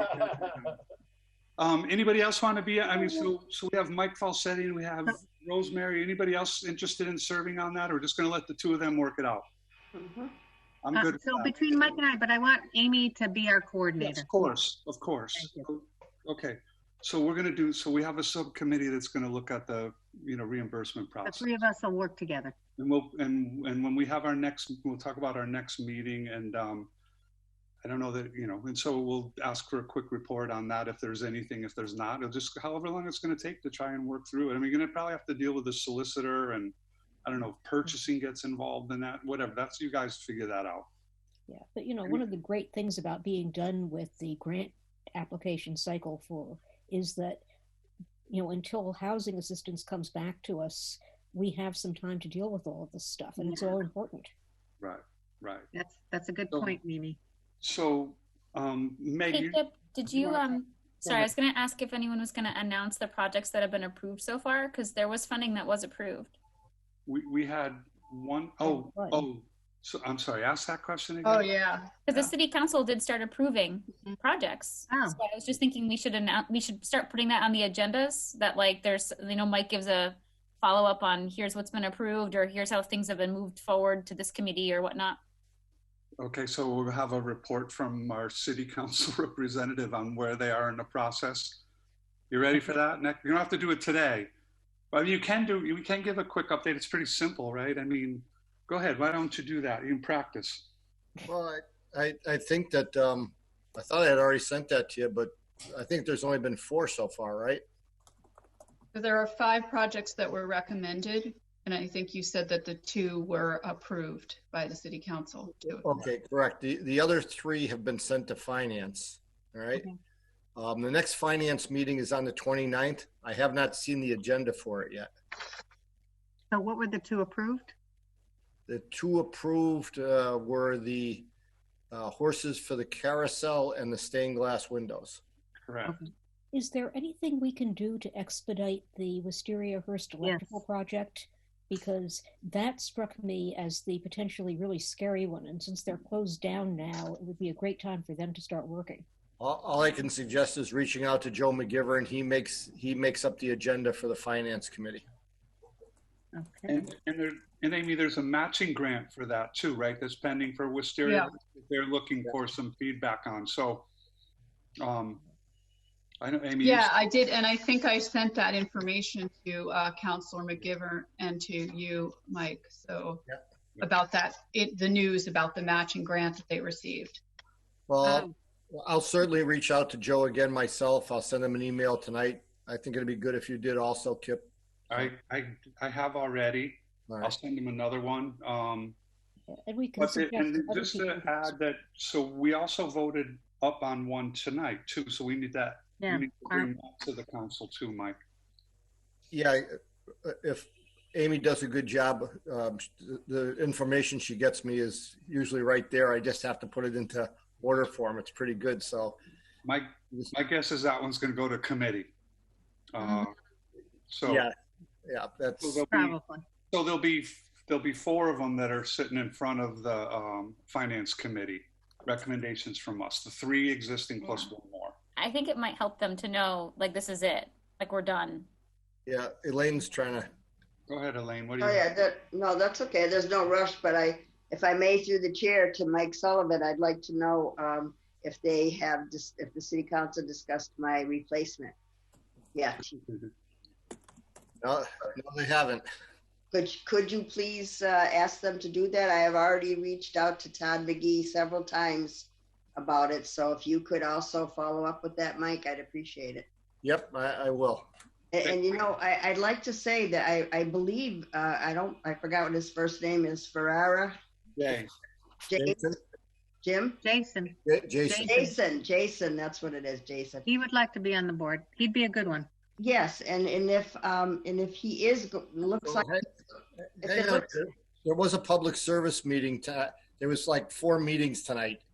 I had to go to the redevelopment authority one, all Zoom meetings. Let me take a quick look at the schedule. There was a public service meeting tonight. Maybe that was on it. I just want to say, if it looks like he's going to be the replacement, he should probably be coming to our meetings now, because we're discussing so many things that are going to carry over past July 1st, when I'll be done, and he'll be taking over so that he can hit the ground running a little bit. Good idea. Just a suggestion. Good point. Yeah, because it is a long process having a new person come in and get approved. It is the only possibility. I mean, for all we know, there's competition for it. Yeah, that's what I don't know if there is or not. I just want to ask Mike Sullivan. Do you think there's a chance that you might get the Armour & Co. on the Finance Committee meeting agenda on May 29th? And how soon do you need the information about that? It has to go to the council first, and I don't think we have a full council meeting again until June. So. Yeah, that's correct. The first Tuesday in June. Yeah. Okay. And also, we still have to discuss this very important question about the PR for the MIFA Victory Theater that the city solicitor's office needs to know. Yep. Yes, we do. I can lay that out. Okay. I mean, I would suggest we handle that the same way we're handling Michael Moriarty. Have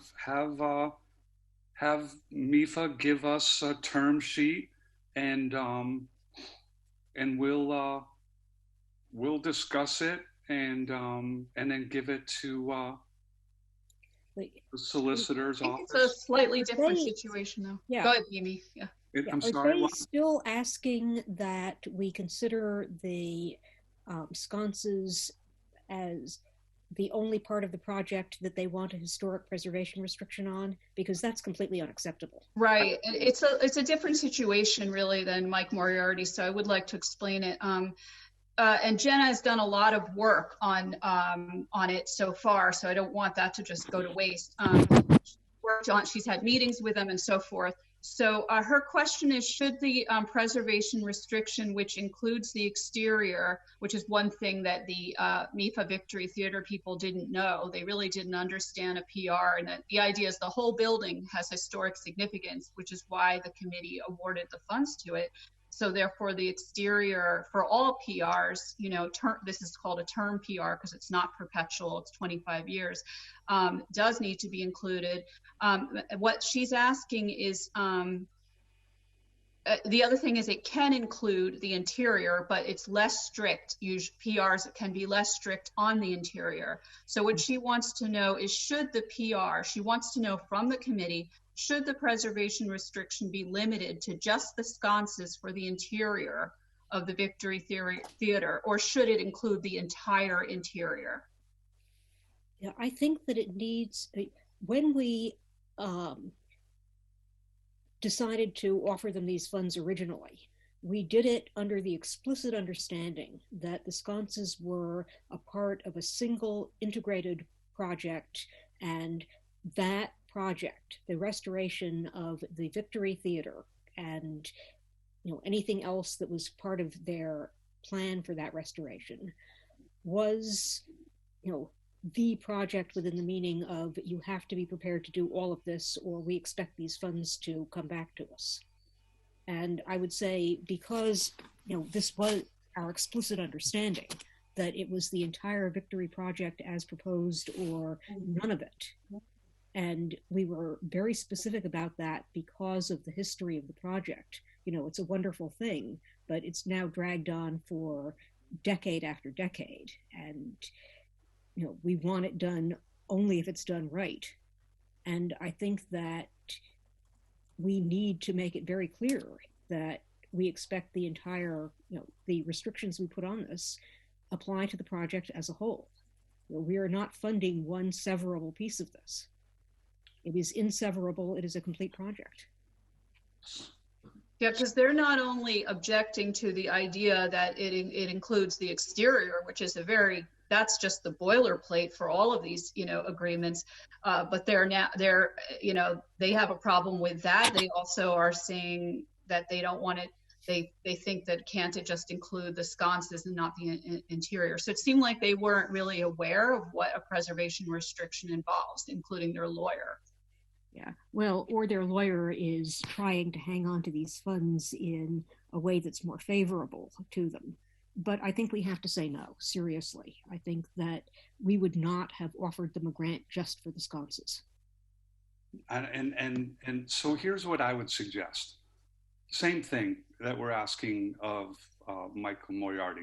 Give us the term sheet that says what you're willing to do. If it says just the sconces, we're not going to agree to that. If it says just the interior, the entire, we might agree to that. I don't, if it has something in between, just it seems like it, because it does not, what we've crossed is, it doesn't necessarily, we have used the term preservation restriction. Again, I had said at the very beginning, I didn't really understand what that was. That was like a very specific legal document.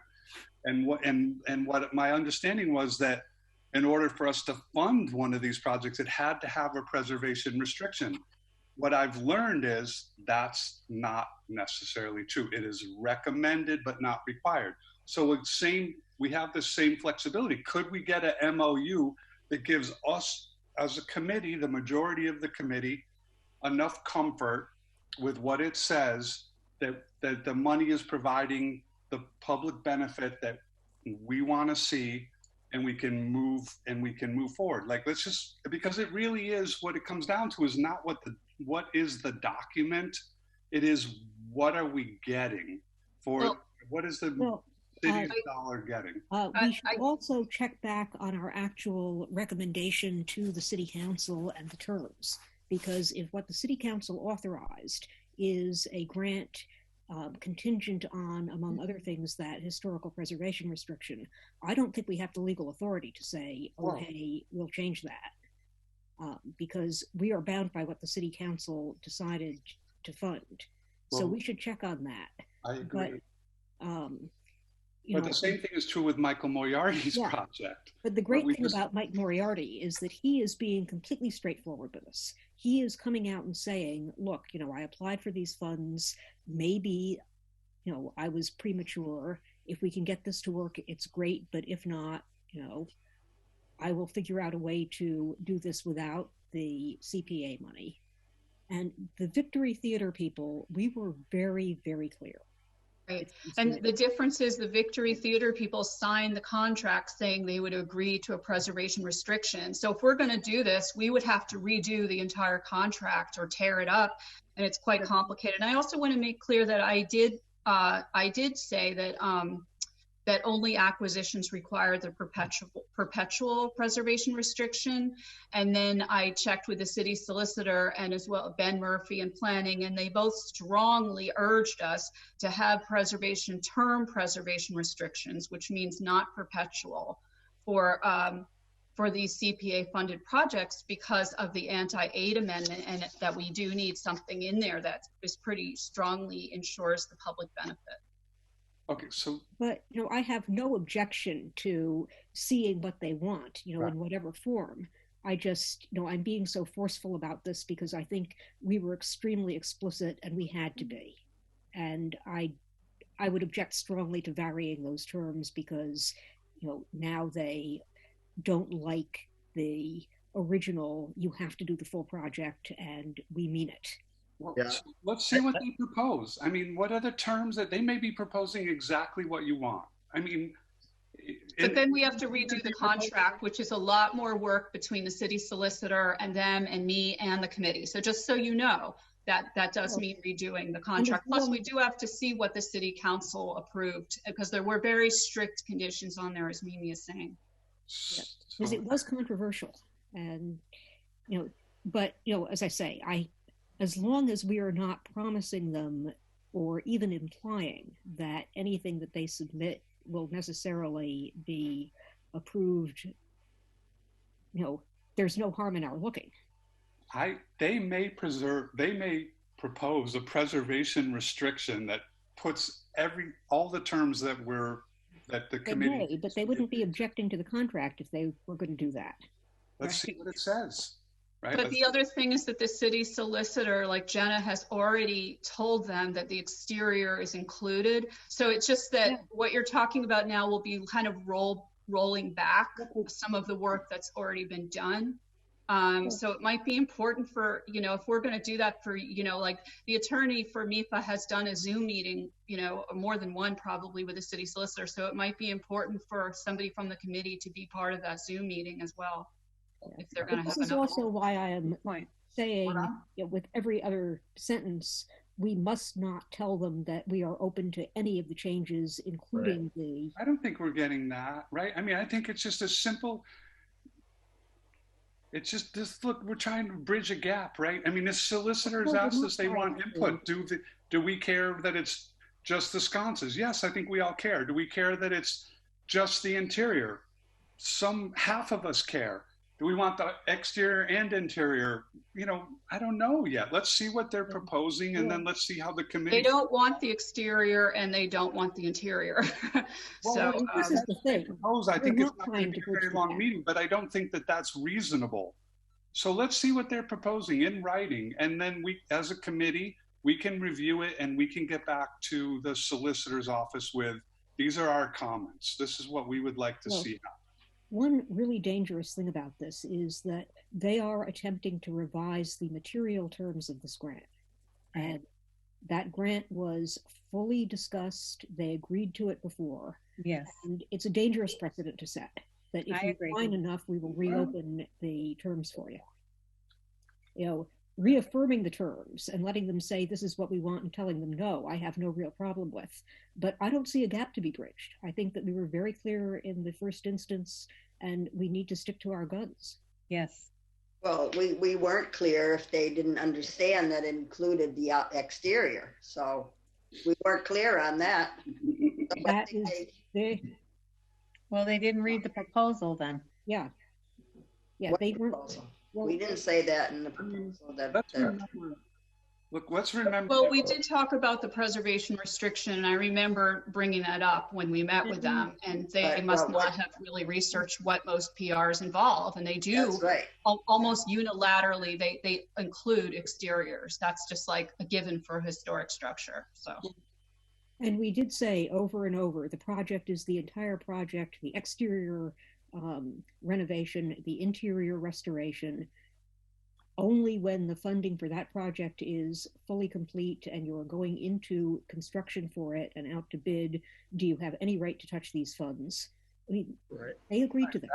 Very But yes, but that didn't mean that we have a say about their exterior, on what they're going to do on the exterior.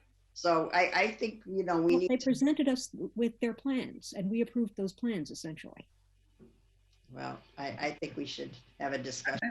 I'm happy to listen to them, but What's the harm in asking them to give us the terms that they're proposing, whether it's in a preservation restriction or whether we end up Okay. having a discussion about a memorandum of understanding or something. I mean, I think the one thing we have to keep in mind about the project is that, there's these historic tax credits they have, that they've had to comply with this restoration plan with the Secretary of the Interior. And I think what they're concerned is conflict between what the Secretary of the Interior is saying and what the local historic commission would be saying about what they want to do.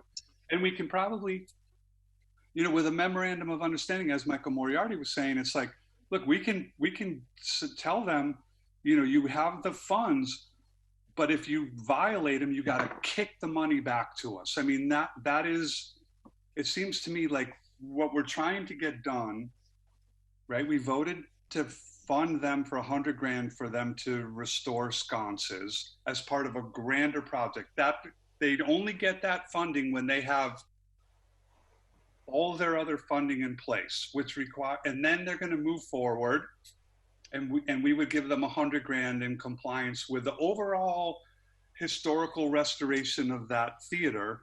If there's some violation of terms that we want, that the Secretary of Interior says you don't need to, then they got to kick us back $100,000, something. I mean, this is a gap that we should be able to close, instead of just saying no, no, we're not going to give you any funding. We're not going to move on this at all. I The think way it's to protect that is the preservation restriction. What you're talking about is protected. That's what the purpose of the preservation restriction is. I think, isn't there a possibility that we could do an amendment to the contract? We don't have to do the whole contract over. Of course. There's other things to look at. We have options here. Yeah, no, the problem remains. If it's a little trivial adjustment, that's one thing. But if we are going back and altering the material terms of that grant because all of a sudden they don't like them, I think we are not only, diving back into something that we explicitly decided not to do at the time, but we are opening a very dangerous precedent, because it means that anybody who, everybody has an incentive in that case to say, when we're in our initial funding cycle, oh yes, I'll do this for you. Yes, I'll do the other thing. I have no problem with anything you're asking for. And then 2 years down the road, coming back to say, oh no, I totally didn't mean that. It's created problems that I just didn't foresee, so why don't you change it so that I can have the money anyway? And I just don't think that's a good road for the committee to be going down. Right, because we are going to have some other projects that haven't started yet that we said that they would have to do the PR for the 25 years, the Chestnut Street project and the Pine Street project. So if this is going to be, the precedent, then it will change.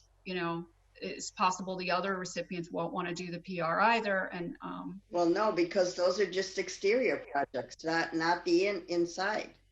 Yeah, but even in this case, they're saying that they are arguing with the exterior. And as I said, a PR always includes the exterior.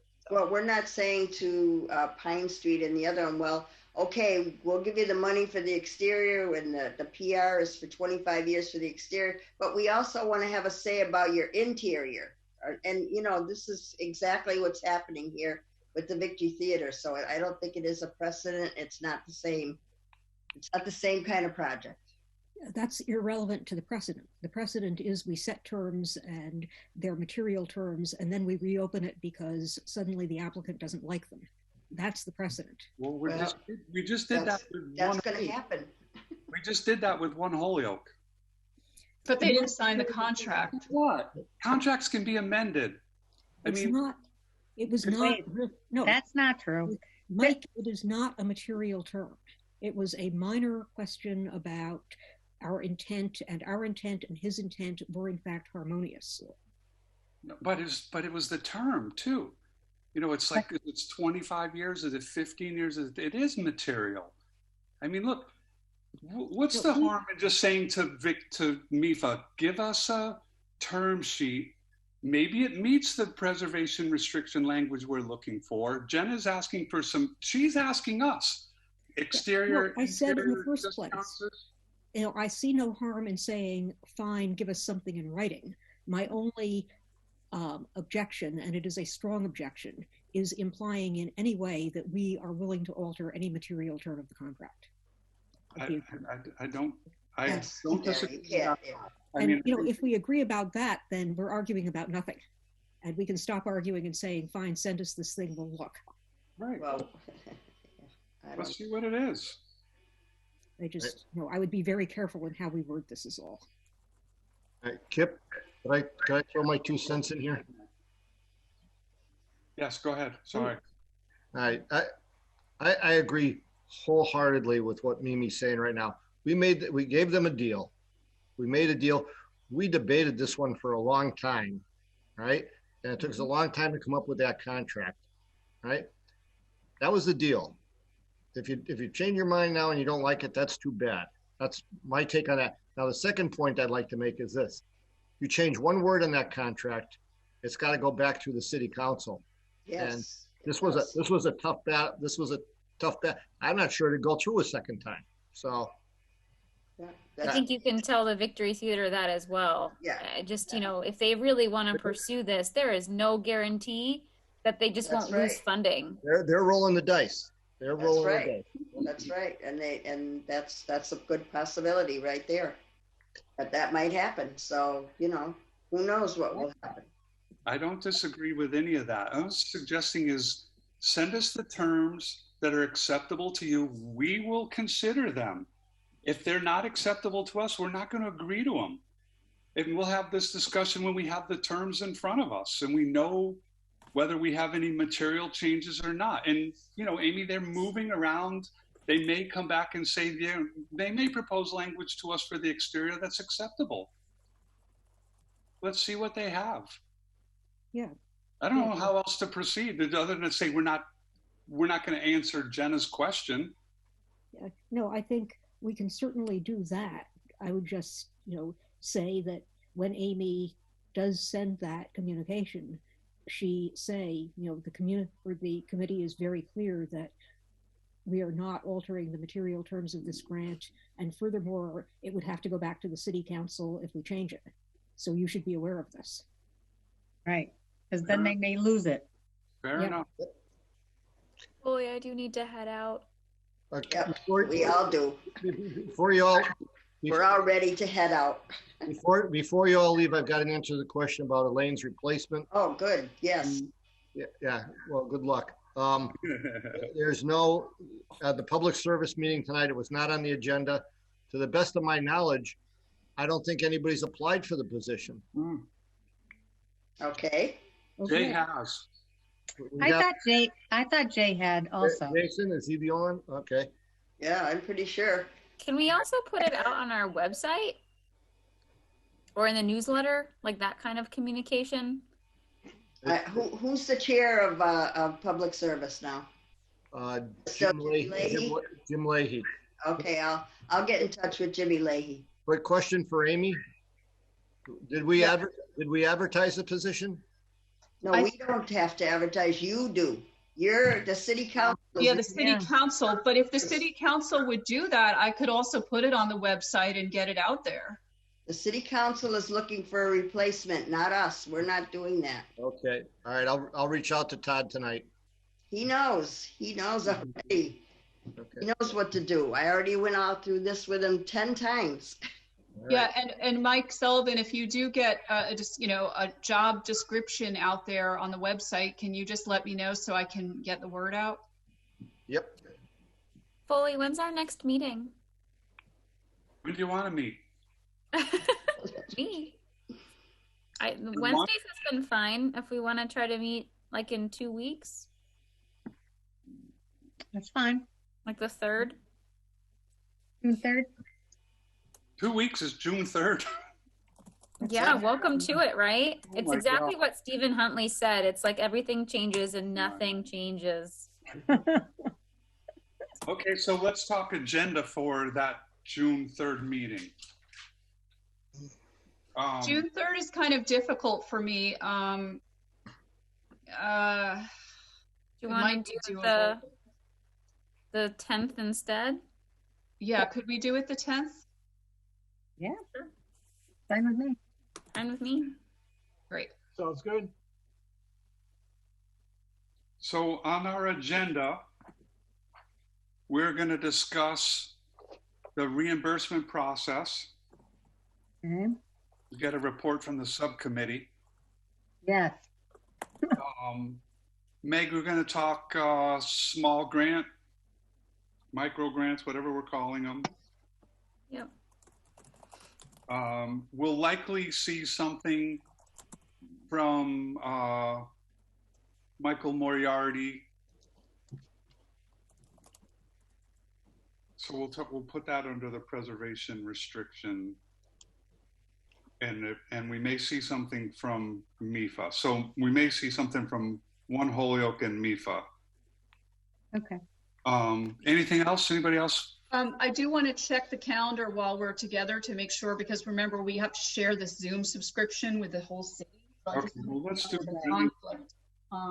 Just looking that up right now. Okay, and then the other thing is, it might be good to look at the budget, because I was surprised to hear that we could not use the 20 Surplus. extra money from the state matching in this fiscal year. Where we had talked about the potential of combining the 2 fiscal years and funding everything there, and that I didn't catch. I might have been not paying attention. I can send you the email that Stuart Saganor sent to everyone on that, if that will help clarify it for you. Yeah, I'm not questioning whether it's right or wrong. I believe that it's right. I'm just saying, we had talked about, it didn't come up in my recollection, did not come up when we were talking about the potential of combining the 2 fiscal years worth of funding. No one, well, we can't do that because we didn't budget. It would have been to stop that conversation. It has nothing to do with that. It's not that. It's just that's the way the legislation is that we cannot use it until 2021 fiscal year. Because it wasn't approved by city council. Yeah, but we didn't approve the 2021 budget by the city council that we were talking about combining and doing this year either. I don't know what you're talking about. Really, it's too late to talk about this stuff. I can't. I just want to put it on the agenda for the next meeting. Okay, good. Let's do that. Let's do that. Anything else? Anybody else have anything? Real quick question. Go, Izzy. Fiscal year 2020 ends June 30th? Correct. Yes. So then after that, you can use the funds? Correct. Yes. We're like a month away. July 1st. You got it. No, we're not going to lose the funds. Amy, we can use them. Amy isn't going to. What I'm saying is that the funds, we can't use them until July 1st. Correct. No, we can use the funds now, but if we don't use the funds or part of the funds or any of the funds by July 1st, Amy has to encumber what's left and move it forward into 21.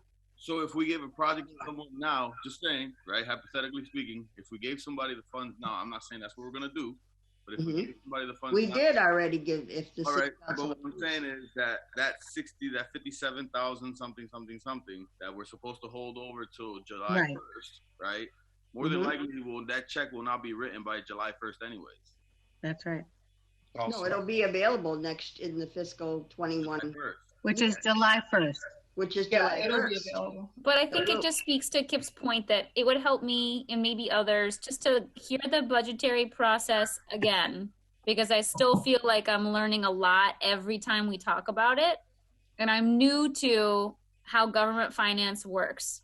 So it's just helpful. So we'll have that on the agenda. Is there anybody else have anything they want to add to the agenda other than those? It is very complicated, the budget, and unfortunately we don't have Andrew McMahon, who was really extremely helpful with this, available. So Anybody have anything else they want to add to the next meeting agenda that's going to take place on June 10th, unless we have a Zoom conflict? Mm-mm. All good? Seems good to me.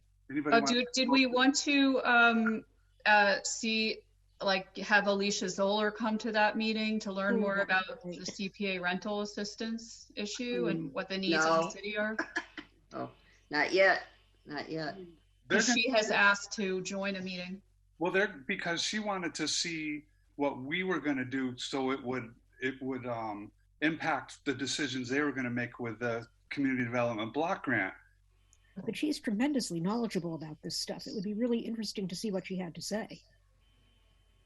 I agree, but I just don't think we need it at the next. We'll have a pretty full agenda. If you want, that's why I keep asking. Anybody wants to add it, we can add that to the agenda. I had forgotten all about it, but as long as it's like in the next, before this comes back to us. Oh, for sure. I think we're going to have a lot of work to do on evaluating these things, and we'll be looking for a lot of advice. I think her expertise sooner rather than later was because she wanted to see what we were doing, because it was going to impact the decision. If everybody is on hold with it and we have time, that's great, because it is going to be a long meeting next time. Right. So Anything you else? do not want me to invite her to the meeting then? Not this next one. Unless she has something that comes up that she really feels like she needs to talk to the committee about on June 10th, then we can. Yeah, how about if we just give Amy the task of reaching out to Alicia and seeing if she feels she needs to come in on the 10th, and if she does, fine, but if she doesn't, we can just put it off to the next meeting. I think we're probably going to try to meet like the 24th of June. So there will be another June meeting where she could come in. Yeah, now this is just a matter of addressing Kip's point about if she has something that she really needs to get before us. And if not, then the 24th is timely. But if she Did we decide on the 24th, or is that just a possibility? I was just throwing it out there that I think we'll probably end up having another June meeting. I'm going to be arguing for going back to monthly meetings in the summer, but we'll see. We'll talk you about guys. The planning board puts on these extra meetings all the time. And we have had a lot of meetings since Zoom world hit us. Anybody have a motion I want to make? To adjourn? Yes, I second. All in favor, no discussion. Bye. Bye. Bye. Bye, everyone. Good night. Bye. Bye.